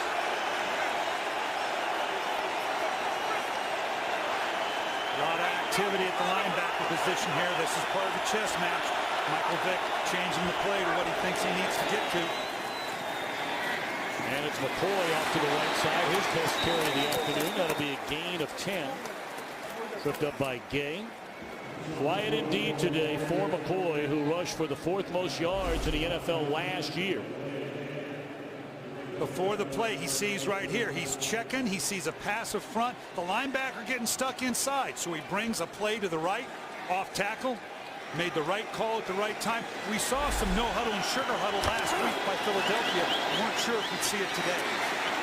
Another pretty good pickup by McCoy on first down. This time a gain of close to 8. You know, this is something. This is part of the dilemma for Philadelphia here. LaShawn McCoy, so dependable. Only 3 lost fumbles in 801 touches. But in the last 2 games, 2 in just 53 touches. Add that to Michael Vick. Add that to some of the penalties they've had, and all of a sudden, even though you're 2-0, Philadelphia's got a lot to deal with. Second down, Vick back to the air, looking around for an open receiver, and the catch is made by Avant for a first down. But again, time after time after time, Vick is getting hammered. This time by Sam Acho. Coming off the edge out here.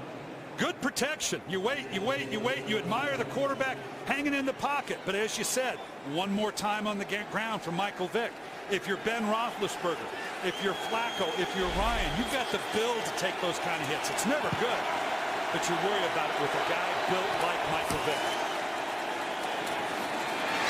Big yardage for Bryce Brown. They try to get him on a strip from behind, but he hangs on to the football. And that's a first down to the 21-yard line. Now, part of this is a function of Arizona recognizing, look, we are up 24-0. They need big plays. we're going to configure ourselves defensively to not give up the big play down the field. When will you do that? You don't have quite the numbers at the point of attack that you'd like to have. A hurry up mode is spotted in the 23. Back into the hands of Brown.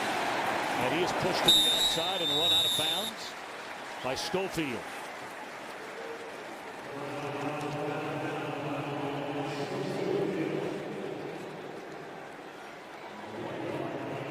Michael Vick takes it so personally when the team doesn't play well, when he doesn't play well. Obviously, he's going to take it upon himself right now to try to make a play. You can see here the 13 hits. When I was coaching, my defensive guys always said, yeah, we want a sack, but we want to get a lot of hits on the quarterback. If it turns into a sack, great, but by game's end, we think we can impact the game with a lot of hits on the quarterback.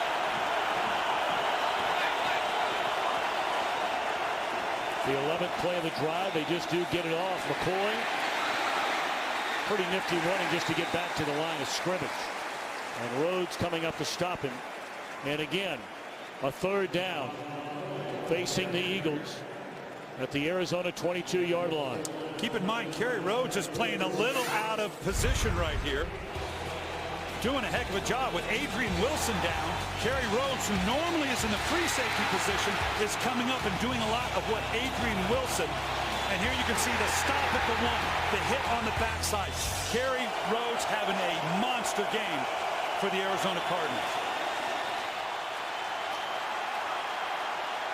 Vick forever to throw, and he'll just tuck it away and dive forward to the 17-yard line, and out comes the field goal unit.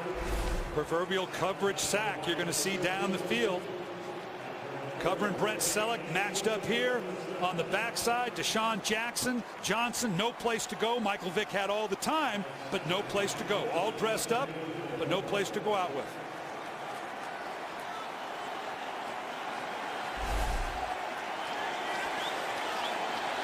.36-yard field goal try. Good snap, good hold. And Philadelphia with 5:09 left to play in the third quarter, finally on the board.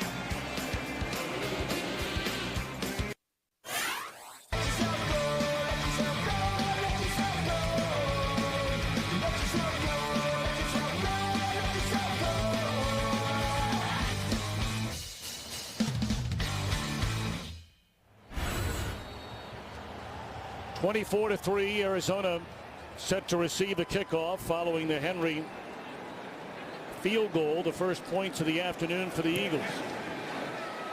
And that one is boomed. Stepping out of bounds is Stevens Howling. So 5:07 to play in the third. Arizona behind Kevin Cobb, a 24-3 lead.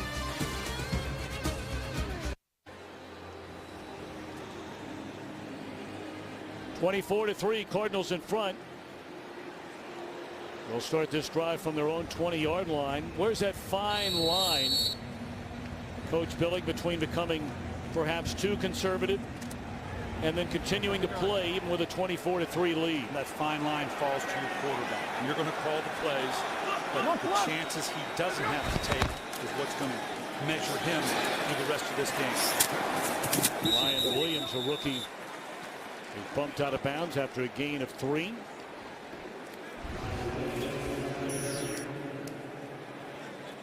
Call ** NFL to download NFL Mobile now and get coverage of every NFL game. And so far, the coverage of this one has been all Arizona, a 24-3 lead.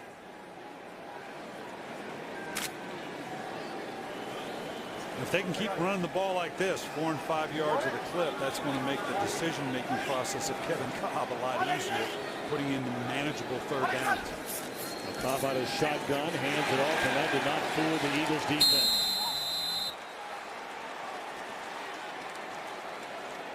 Cap was there, Hunt was there, the rookie Michael Kendricks, the first there.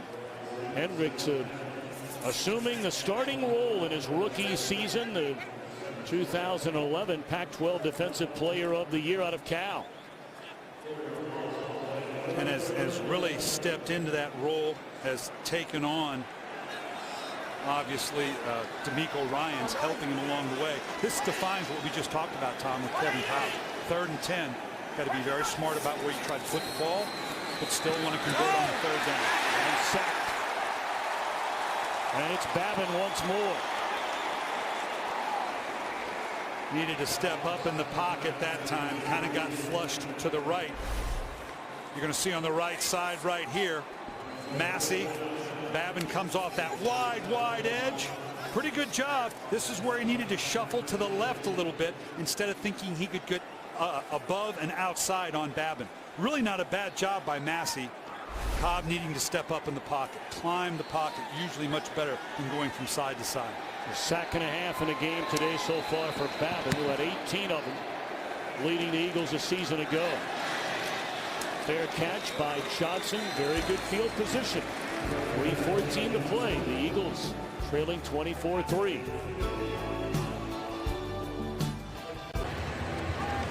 This is a matchup we were going to watch all game long. We knew going in that Patrick Peterson was going to focus on Deshaun Jackson, go everywhere he goes, all over the field. Jackson with only 2 receptions. Obviously, Patrick Peterson doing a heck of a job.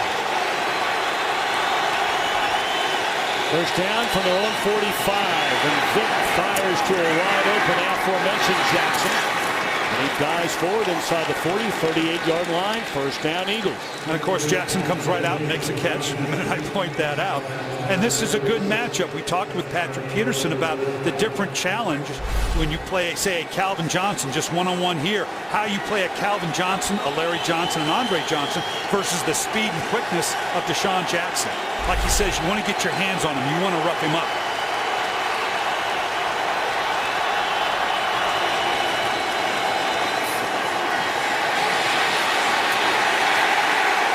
That drop for a 3-yard loss.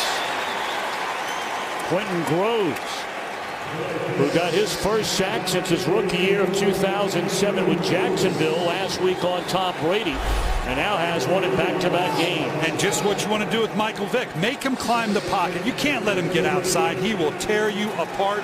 But now once you have him step up, you have to have the push from the inside to finish it off.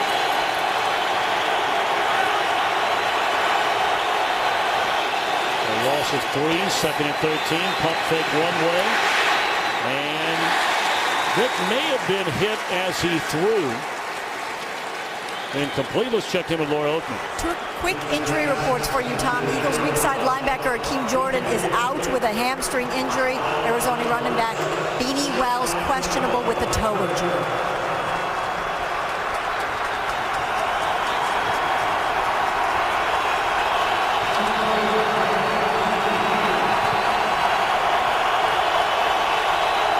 So Beanie Wells, who had a turf toe injury back in his days at Ohio State. You wonder if it might be the same problem with him right now. Vick. First down throw to Johnson.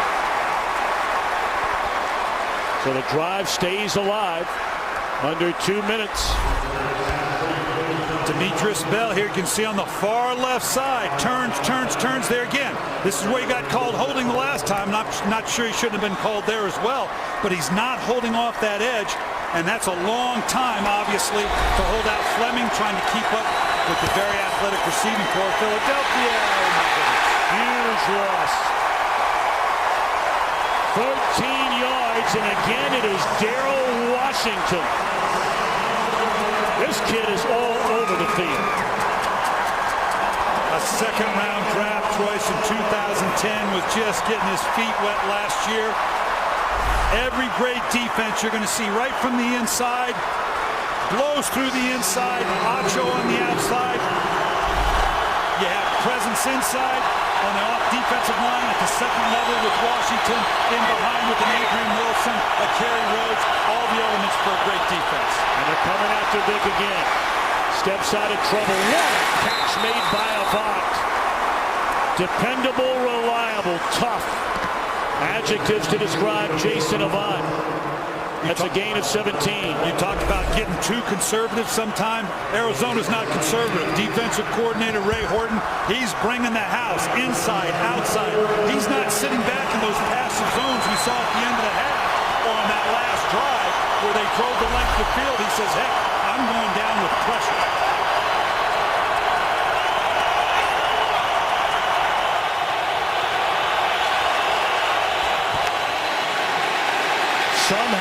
Vick escapes the sack and then just throws it away. How in the world does he avoid getting wrapped up multiple times? Such a great athlete with great balance. Plus that size I talked about. Sometimes you think you've got him, he just kind of bounces off. Well, you're in the final seconds of the third quarter here, Coach. And a fourth down upcoming as Vick was forced to just get rid of it on a third down play. So they're going to go ahead and try the field goal again. Yeah, you salvage it, you get 6 points. It's all about going into the fourth quarter with the scoring differential. You want to try to keep it down inside of 3 scores. Doesn't sound very optimistic, but it's better than being down 4 scores. 40-yard field goal try is good by Henry. So field goals on back-to-back drives, but still a 24-6 Arizona lead. Well, this only tells part of the story, but it's a big part right here. Going in #1 in the league in total offense and yards. Can't get it generated today, but that's only a part of the story. It's the turnovers, the hits to Michael Vick. More of a concern for Andy Reid than just the lack of offensive yardage. Taking a knee is LaRod Stevens-Howland, so we have 1 play to run here in the third quarter.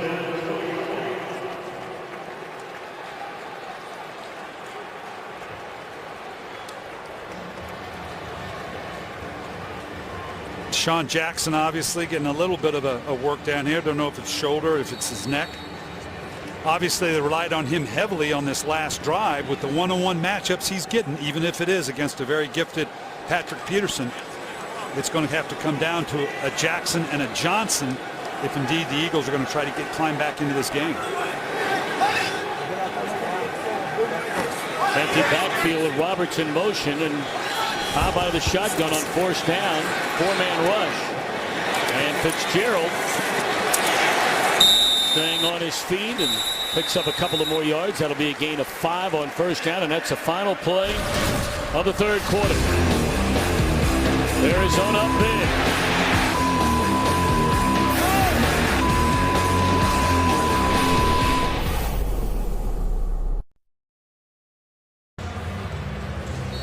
A lot of numbers, the big ones here, obviously the turnovers and the hits on the quarterback. Doesn't matter what the total yards are, not when you're up 24-6 and your quarterback's getting knocked down every time he drops back. They're throwing the 3 turnovers today, and that's 12 of them now on the year for this Philadelphia Eagles team, a team that won on its final drive each of the first 2 games of the year, much like Arizona won its first 2 games of the year. Second down, they put it in the hands of Fitzgerald, and he's about a yard or 2 shy of a first down. Fitzgerald 1 catch, 4 yards last week in a win, believe it or not, of all places at New England. Well, today, a little different ball game. And those numbers could grow because Philadelphia has to come after the quarterback, or more importantly, build the box to stop the run. I like Ken Wisnut's play calling here because he's changing up, going, okay, you want to stop our run at all costs? I'm going to spread this thing out and throw. Now, we likely could get a run here, but even right now, they're coming out in this bunch set, showing throwing action. My guess is they'll run the ball. Third down in a long yard, and they pitch it to Williams. And going to be very close. I don't think he got there. A swarming Eagles defense led by D'Amico Ryans appears to have denied Williams the first down. They'll toss it into this bunch. This is the old Pittsburgh Steeler play that Ken Wisnut brought with him coming from the Steelers. Very reminiscent of the play they used that brought about the fumble last week when Williams fumbled. I guarantee he's going to hold on to it here. Big backs like Williams, not sure you're better off just heading it right down the gut of the Philadelphia defense, particularly when you're talking about a 3rd and 1, a 3rd and 2. Zastudil stands at his own 15. And Demaris Johnson standing at his own 25. Short punt.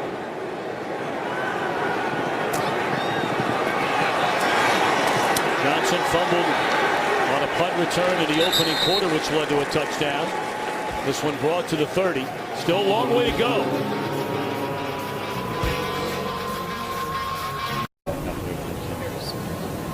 .13:15 to play here in Glendale, Arizona. Cardinals trying to go to 3-0 for the first time since 1974.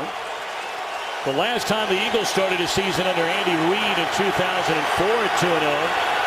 That was the only team Andy Reid led to a Super Bowl appearance.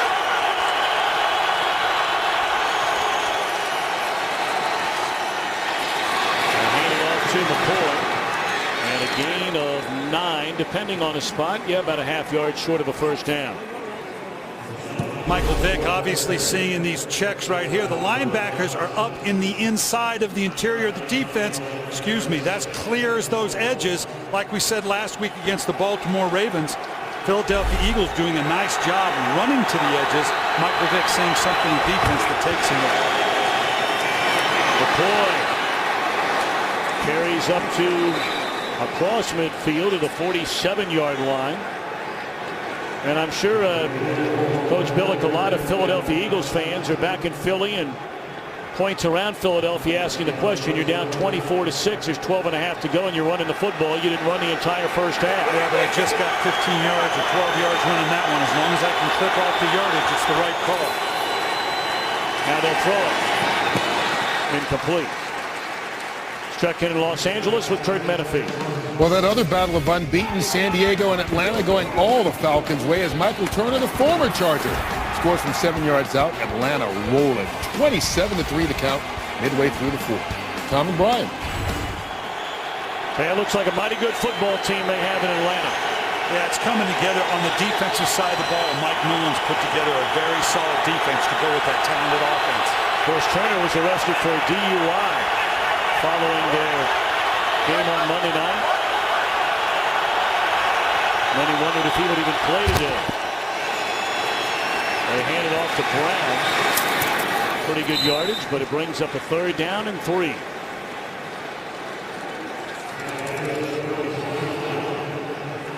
You know, one of the things Ray Horton talked to us about, the defensive coordinator, and we got an injury. Darnell Dockett, you hope this isn't serious because the game that he and Calais Campbell have had inside. Dockett drawing a lot of the double teams that frees up a Calais Campbell. They've been going hard all day. We'll talk about this when we come back. This combo, Campbell and Dockett, having a heck of a day.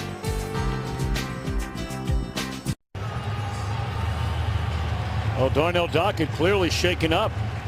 Took him a long time to get up, Coach Billick, and that's clearly a guy. I mean, 24-6 lead. You hope it's nothing, where he can't come back in a game today, but obviously nothing over the long haul. No, and in this situation here, defensive coordinator Ray Horton, it's all about finishing. He talked to us about that. They're doing that. Last year, they had 4 overtime wins. That means you learn to finish. He wants to see this defense finish here. And they drop it off to Brown out of the backfield. He slips a tackle as a first down to the Arizona 32. So we're under 12 minutes to go. And a 24-6 Cardinal lead. Just a little flare pass out to the outside to the edge. Really just downfield. Nice job all the way downfield by Evan Mathis. Like we say all the time, you don't have to blow people up. Just get a body on a body. Brian, I asked the question a minute ago, and obviously it was coming off the 15-yard gain, and you said, well, I'm going to get 15, so that's fine. But obviously when you're starting to run the ball a lot, and you're trailing 24-6 with 11 minutes left in the game, again, I asked you the question. You didn't run the entire first half, and now you're running with 11 minutes left. I think what Andy Reid and Marty Warningwig right now are thinking, let's just get one drive and a score. But if we can get that, I know we're still 2 scores down, but I need to get a well-orchestrated drive that scores rather than throwing up a lot of haymakers and hoping one lands. They couldn't find either receiver down the field that he had an eye on, and so he lays it off to Selleck, and he stopped for a short gain. You can see down here Patrick Peterson again on Jackson looking for the double move to the corner. Not there. A little bit of hand fighting going on. Again, this is what Arizona. I'm going to match up. I'm going to play 3 deep. I'm going to get my hands on you. I'm going to make you go underneath because right now the clock is on their side. Not that they want you to go the length of the field to score, but if it takes a lot of snaps, it's still a win for Arizona.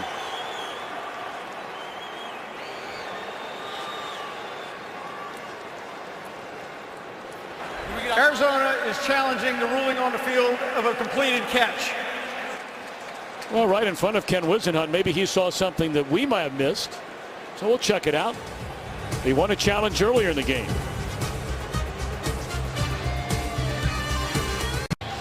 A challenge by Ken Wisenhunt as to a catch or no catch by Brett Selleck. This is a good challenge, but you got to know something. If you challenge this, it's only a couple yards. Ken Wisenhunt had a good view saying clearly it was not a catch in his mind. I don't know if that can be overturned. I would question the use of the challenge unless he had a whole lot better view than what we just saw. It does turn a 3rd and long. It turns it back into a 3rd and long instead of a short distance, but I don't know that I see anything there. He had control down. I don't see the ball moving. I'll be interested to see what the officials say. I think it's going to hold up. Well, depending on if it's a catch, it's going to be 3rd and 7. If it's not a catch, it's going to be 3rd and 9. There was some separation of the football out of Selleck's hand. The question is, when it came down on the ground, was his arm underneath it, or did the ball bounce on the ground and was it trapped by Selleck, who then reached up underneath the ball at the conclusion of the play? Watch. And Ken Wisenhunt standing right there. That ball looks loose. He must see something. Again, he has the best view in the house right now. The ruling on the field has been reversed. Incomplete pass. It'll be 3rd down on the Arizona hash. 3rd and 9. Please reset the game clock to 10:47. 10:47. Thank you. And Ken Wisenhunt knew what he saw. He saw the ball hit the ground. He was in a great position for it. May only be 2 yards, but we've already seen what difference a yard can make on the goal line when Kerry Rhodes blows up the receiver and keeps him from getting in. Let's see if this 2 yards makes a difference on this 3rd down conversion. Well, for all intents and purposes, I mean, a miracle can happen. If you don't get a first down here, you're in a world of trouble to come back and win this game. And Vic's in a world of trouble. It's been that kind of day. This Arizona defense without one of its great stars, and there's a penalty flag. It's either going to be holding or intentional grounding. When you break the pocket, that ball has to pass the line of scrimmage. We're going to see one of 2 things here. Either a holding happened earlier or Michael Vick, that ball did not get past the line of scrimmage. We may have intentional grounding. There might be a hold indeed on Bell. Intentional grounding. Number 7 of the offense. 10-yard penalty. 3rd down. And remember, the key is when you get outside what they call the tackle box, there doesn't even have to be a receiver down the field, but the ball has to get past the line of scrimmage. It did not there, as Michael Vick was clearly looking to throw the ball away. It'll be 4th down. So you take a look at Philadelphia. 13 plays, 77 yards. They come away with a field goal. They take advantage of great field position, starting a drive from its own 45. Again, only a field goal, 8 plays on the drive. And now not bad field position here from their own 30. They cross midfield, but now going the other way.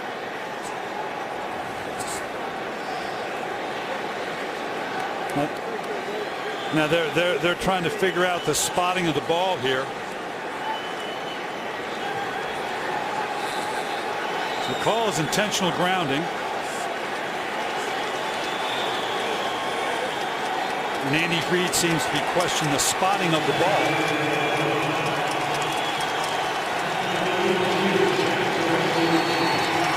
Either way, it's 4th and a ton. And Henry comes out, the Philadelphia punt team. Peterson waiting on it. End over end, very short. Peterson cuts it back to the middle of the field. And finally dragged down to the 28-yard line.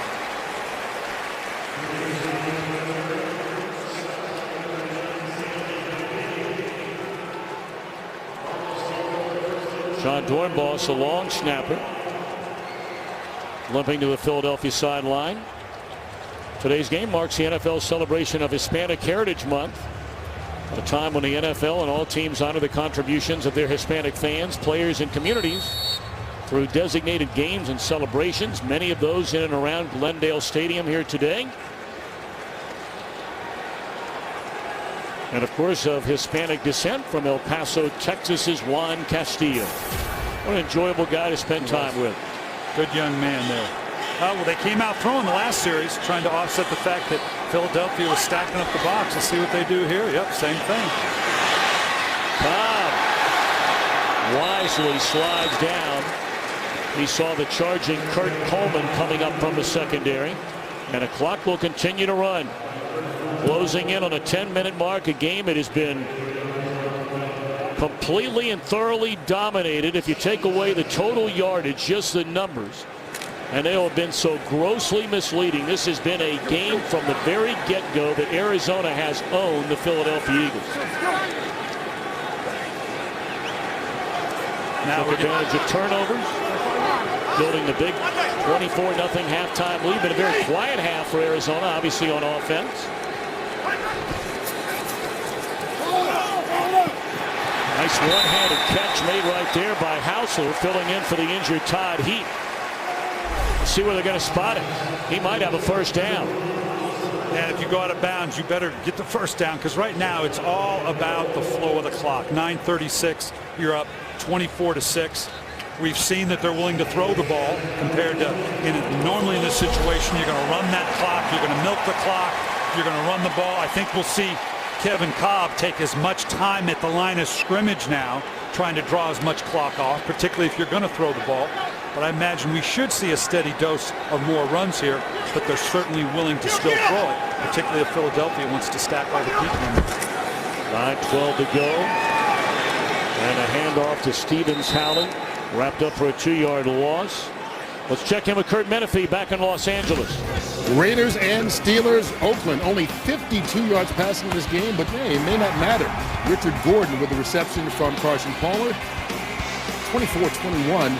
Steelers with a 3-point lead in the third quarter. Tom and Brian. Oakland trying to get its first win of the season. The AFC West is getting kicked around outside of that Pittsburgh-Oakland game today. San Diego getting bludgeoned by Atlanta. Houston trying to remain unbeaten.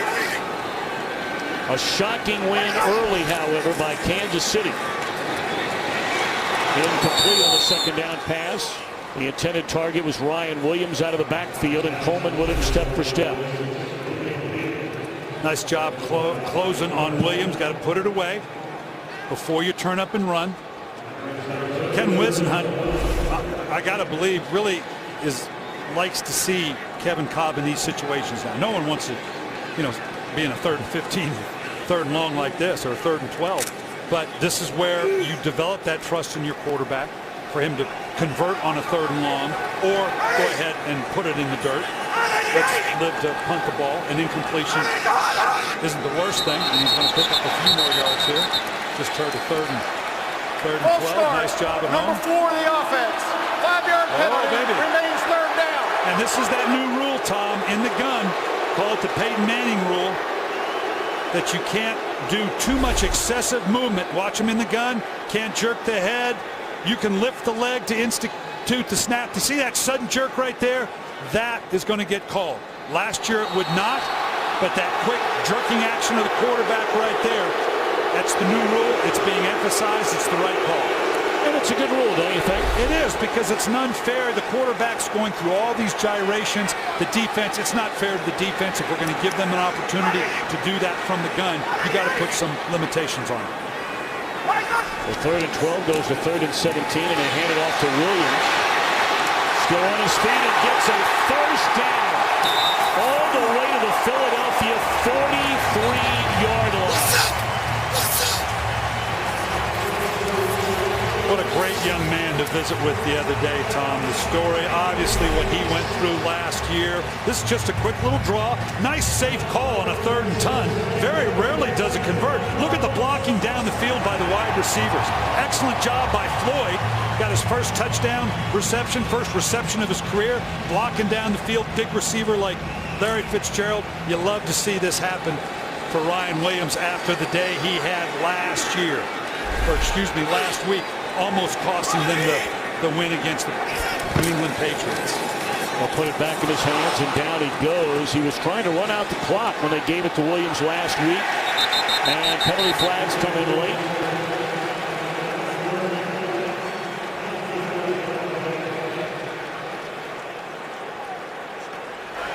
Personal foul, unnecessary roughness, number 23 of the defense, 15 yards, first down. That's Dominique Rodgers-Cromartie. And maybe some frustration. Now I can see why. Malcolm Floyd just leveled him, and that's a retaliation hit right there. That's pure frustration, plain and simple. That's what happens when you've had the kind of day the Philadelphia Eagles have had.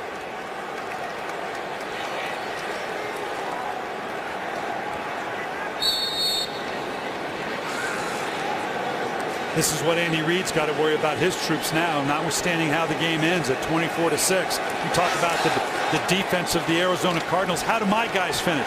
How do my guys finish down on the road on a frustrating day? Are we going to let it fray at the edges?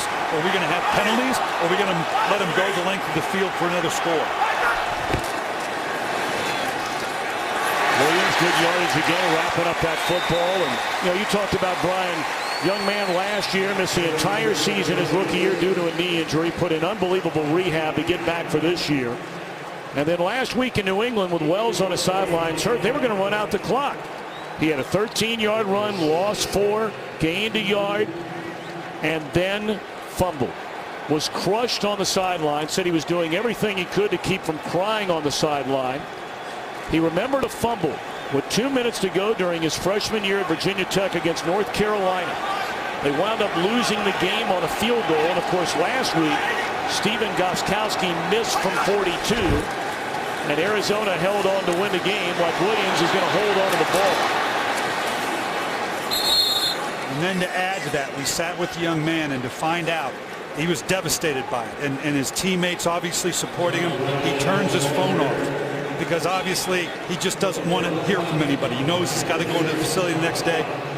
Ends up turning it on early in the morning, get a call to find out that his beloved grandfather had passed. You can imagine the emotional strain on this young man. Came into the building, and just a delightful young man. Everybody, to a man, told us nobody is in the building before him or stays later than this guy. You have to appreciate the demands that this game has on a young man like that, and you'd love to see someone working through the adversity that he did. Closing in on 4th down. Daylight for Williams. He's tripped up by Coleman that saved a touchdown. And Williams is getting valuable playing time once more with Wells injured on the sideline. And you can see the way his teammates are reacting to him. They're loving this. They all know and respect what this young man has gone through. Watch the tight end here. Does a great job, Hausler, kicking out this tight end long trap, opening up Williams down the field. You better know he's holding on to that ball. And his teammates so happy for him that he's able to contribute and come back from the adversity of last week. Huge part of this drive. 5 carries, 42 yards, has 63 rushing yards all told on the afternoon. Replacing the injured Beanie Wells.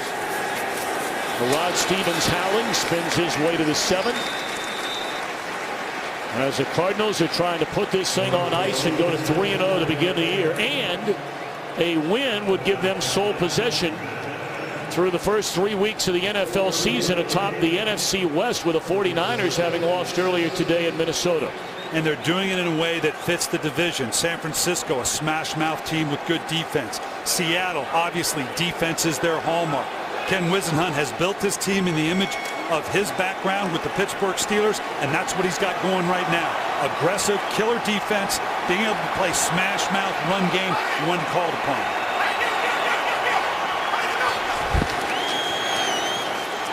Stevens howling. Oh, what a play by Ballard. Well, I'm not sure we shouldn't have had a penalty there with a horse collar. We'll have to see where he grabbed it. Watch on the backside. You can't grab back in behind the pads and the jerseys. Let's see if Babin gets a hold of it. Yeah, folks, as much as you don't want to see that called, that's got to be called for a horse collar. Philadelphia.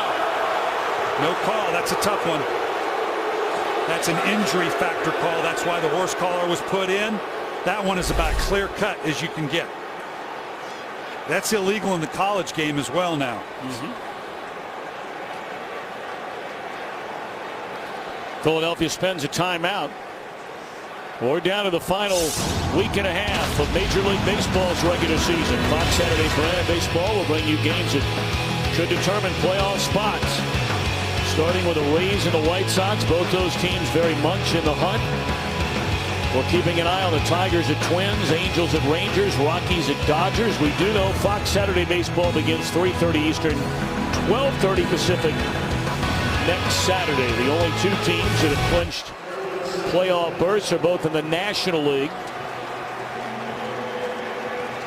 Washington and Cincinnati.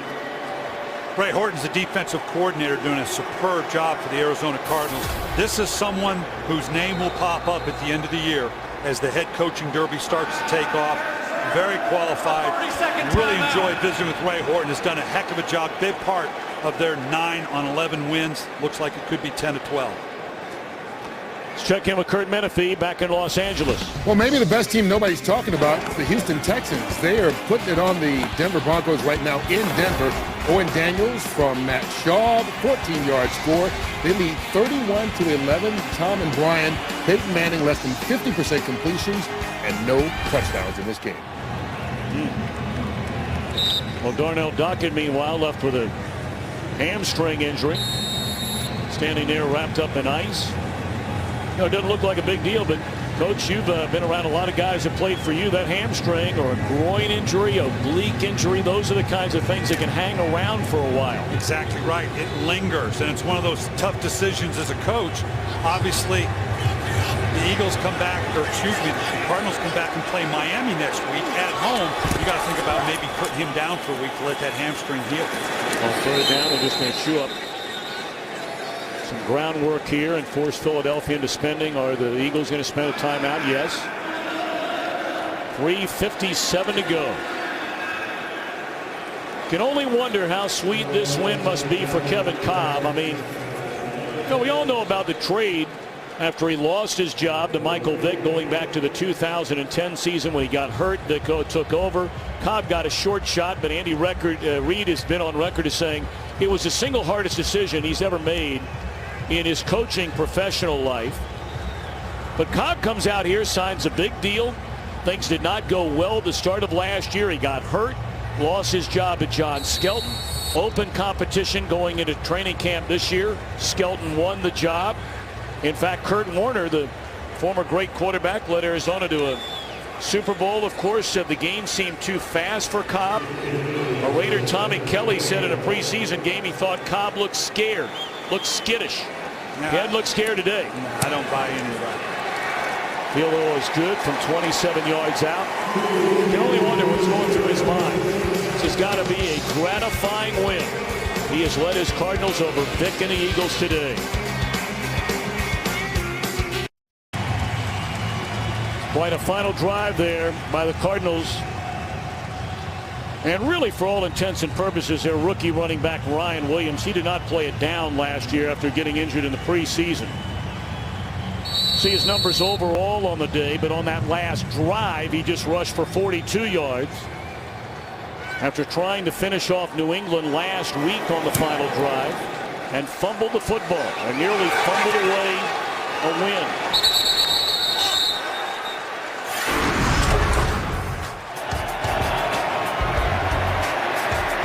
Week, you can see here the last thing you want to do, they're pitching the ball, trying to get a first down to finish out the game. The ball bounces up. The guy's he's realizing right now, I've cost my team the game.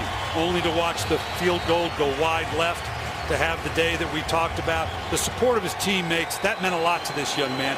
He's the guy that they're going to put in, rather than Beanie Wells, who's beat up a little bit, to finish these types of games. That's tough duty. There's still 3:52 to play. And Vick just going to start slinging it around. Across the middle of the field. Catch is made by Johnson. Let's check in with Laura Oakman. Ryan talked about Ryan Williams and how he shut the phone down Sunday night after that fumble. You guys, after he turned it on, found out his grandfather passed. He kept it off all week. He said he still has about 80 texts, 40 messages to go through. Said he was so embarrassed this week. He hit rock bottom on the field and off the field. I'll finish in a second.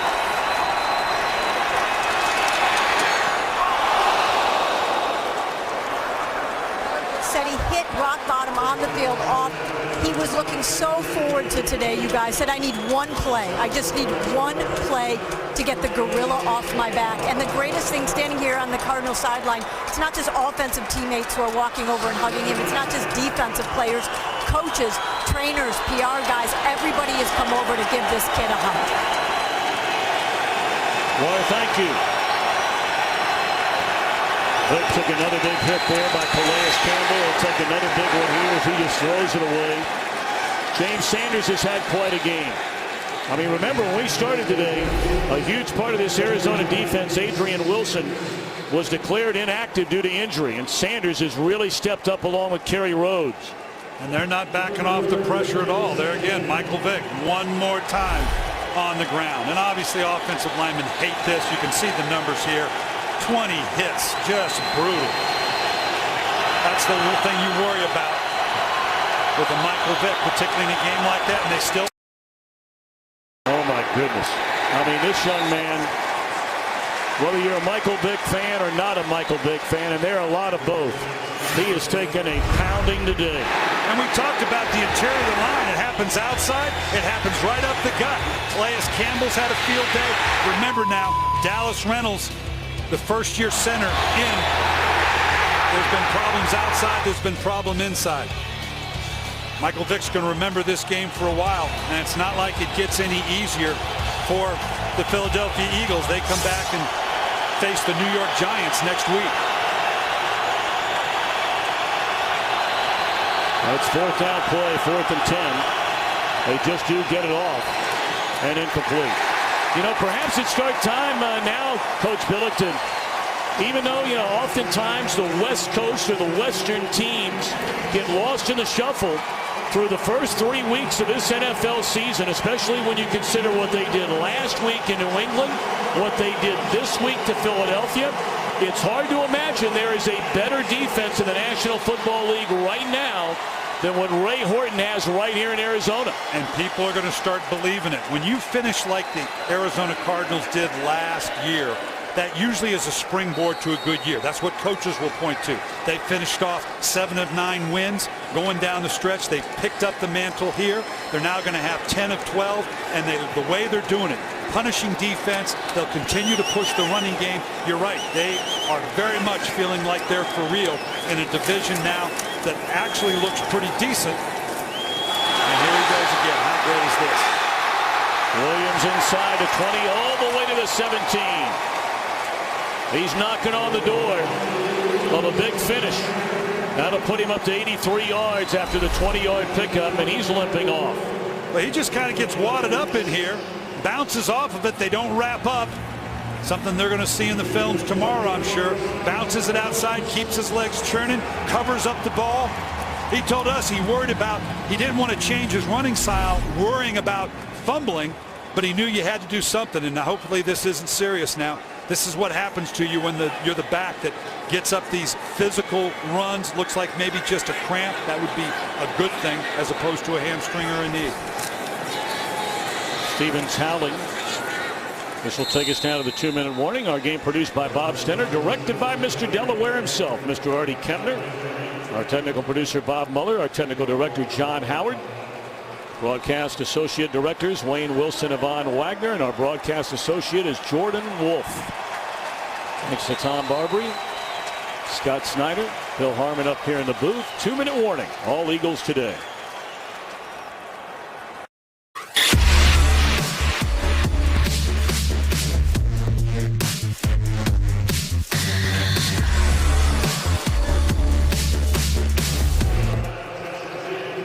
Well, you go back to 1974. That's when Jim Hart was a quarterback of the then St. Louis Cardinals before they moved to Arizona. Last time they started the year 3-0. In fact, they started that season 7-0. You know, Brian Billick, you look at the schedule for these Arizona Cardinals, and no week is a given. We saw that case in point all over the NFL today. My, oh my, I mean, you got to like these next 4 weeks. Very manageable. You got to go on the road on a Thursday night, but then you get the mini bye before you come home to play Buffalo at Minnesota, although very good looking Minnesota win today against the San Francisco 49ers before you get back in the division.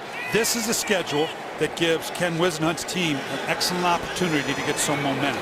And momentum in the National Football League is huge with regards to your confidence, staying healthy, and being able to take on a very tough schedule in the second half. Well, you know, you talk about riding high, even with all the turnovers and all the problems for the 2-0 Eagles.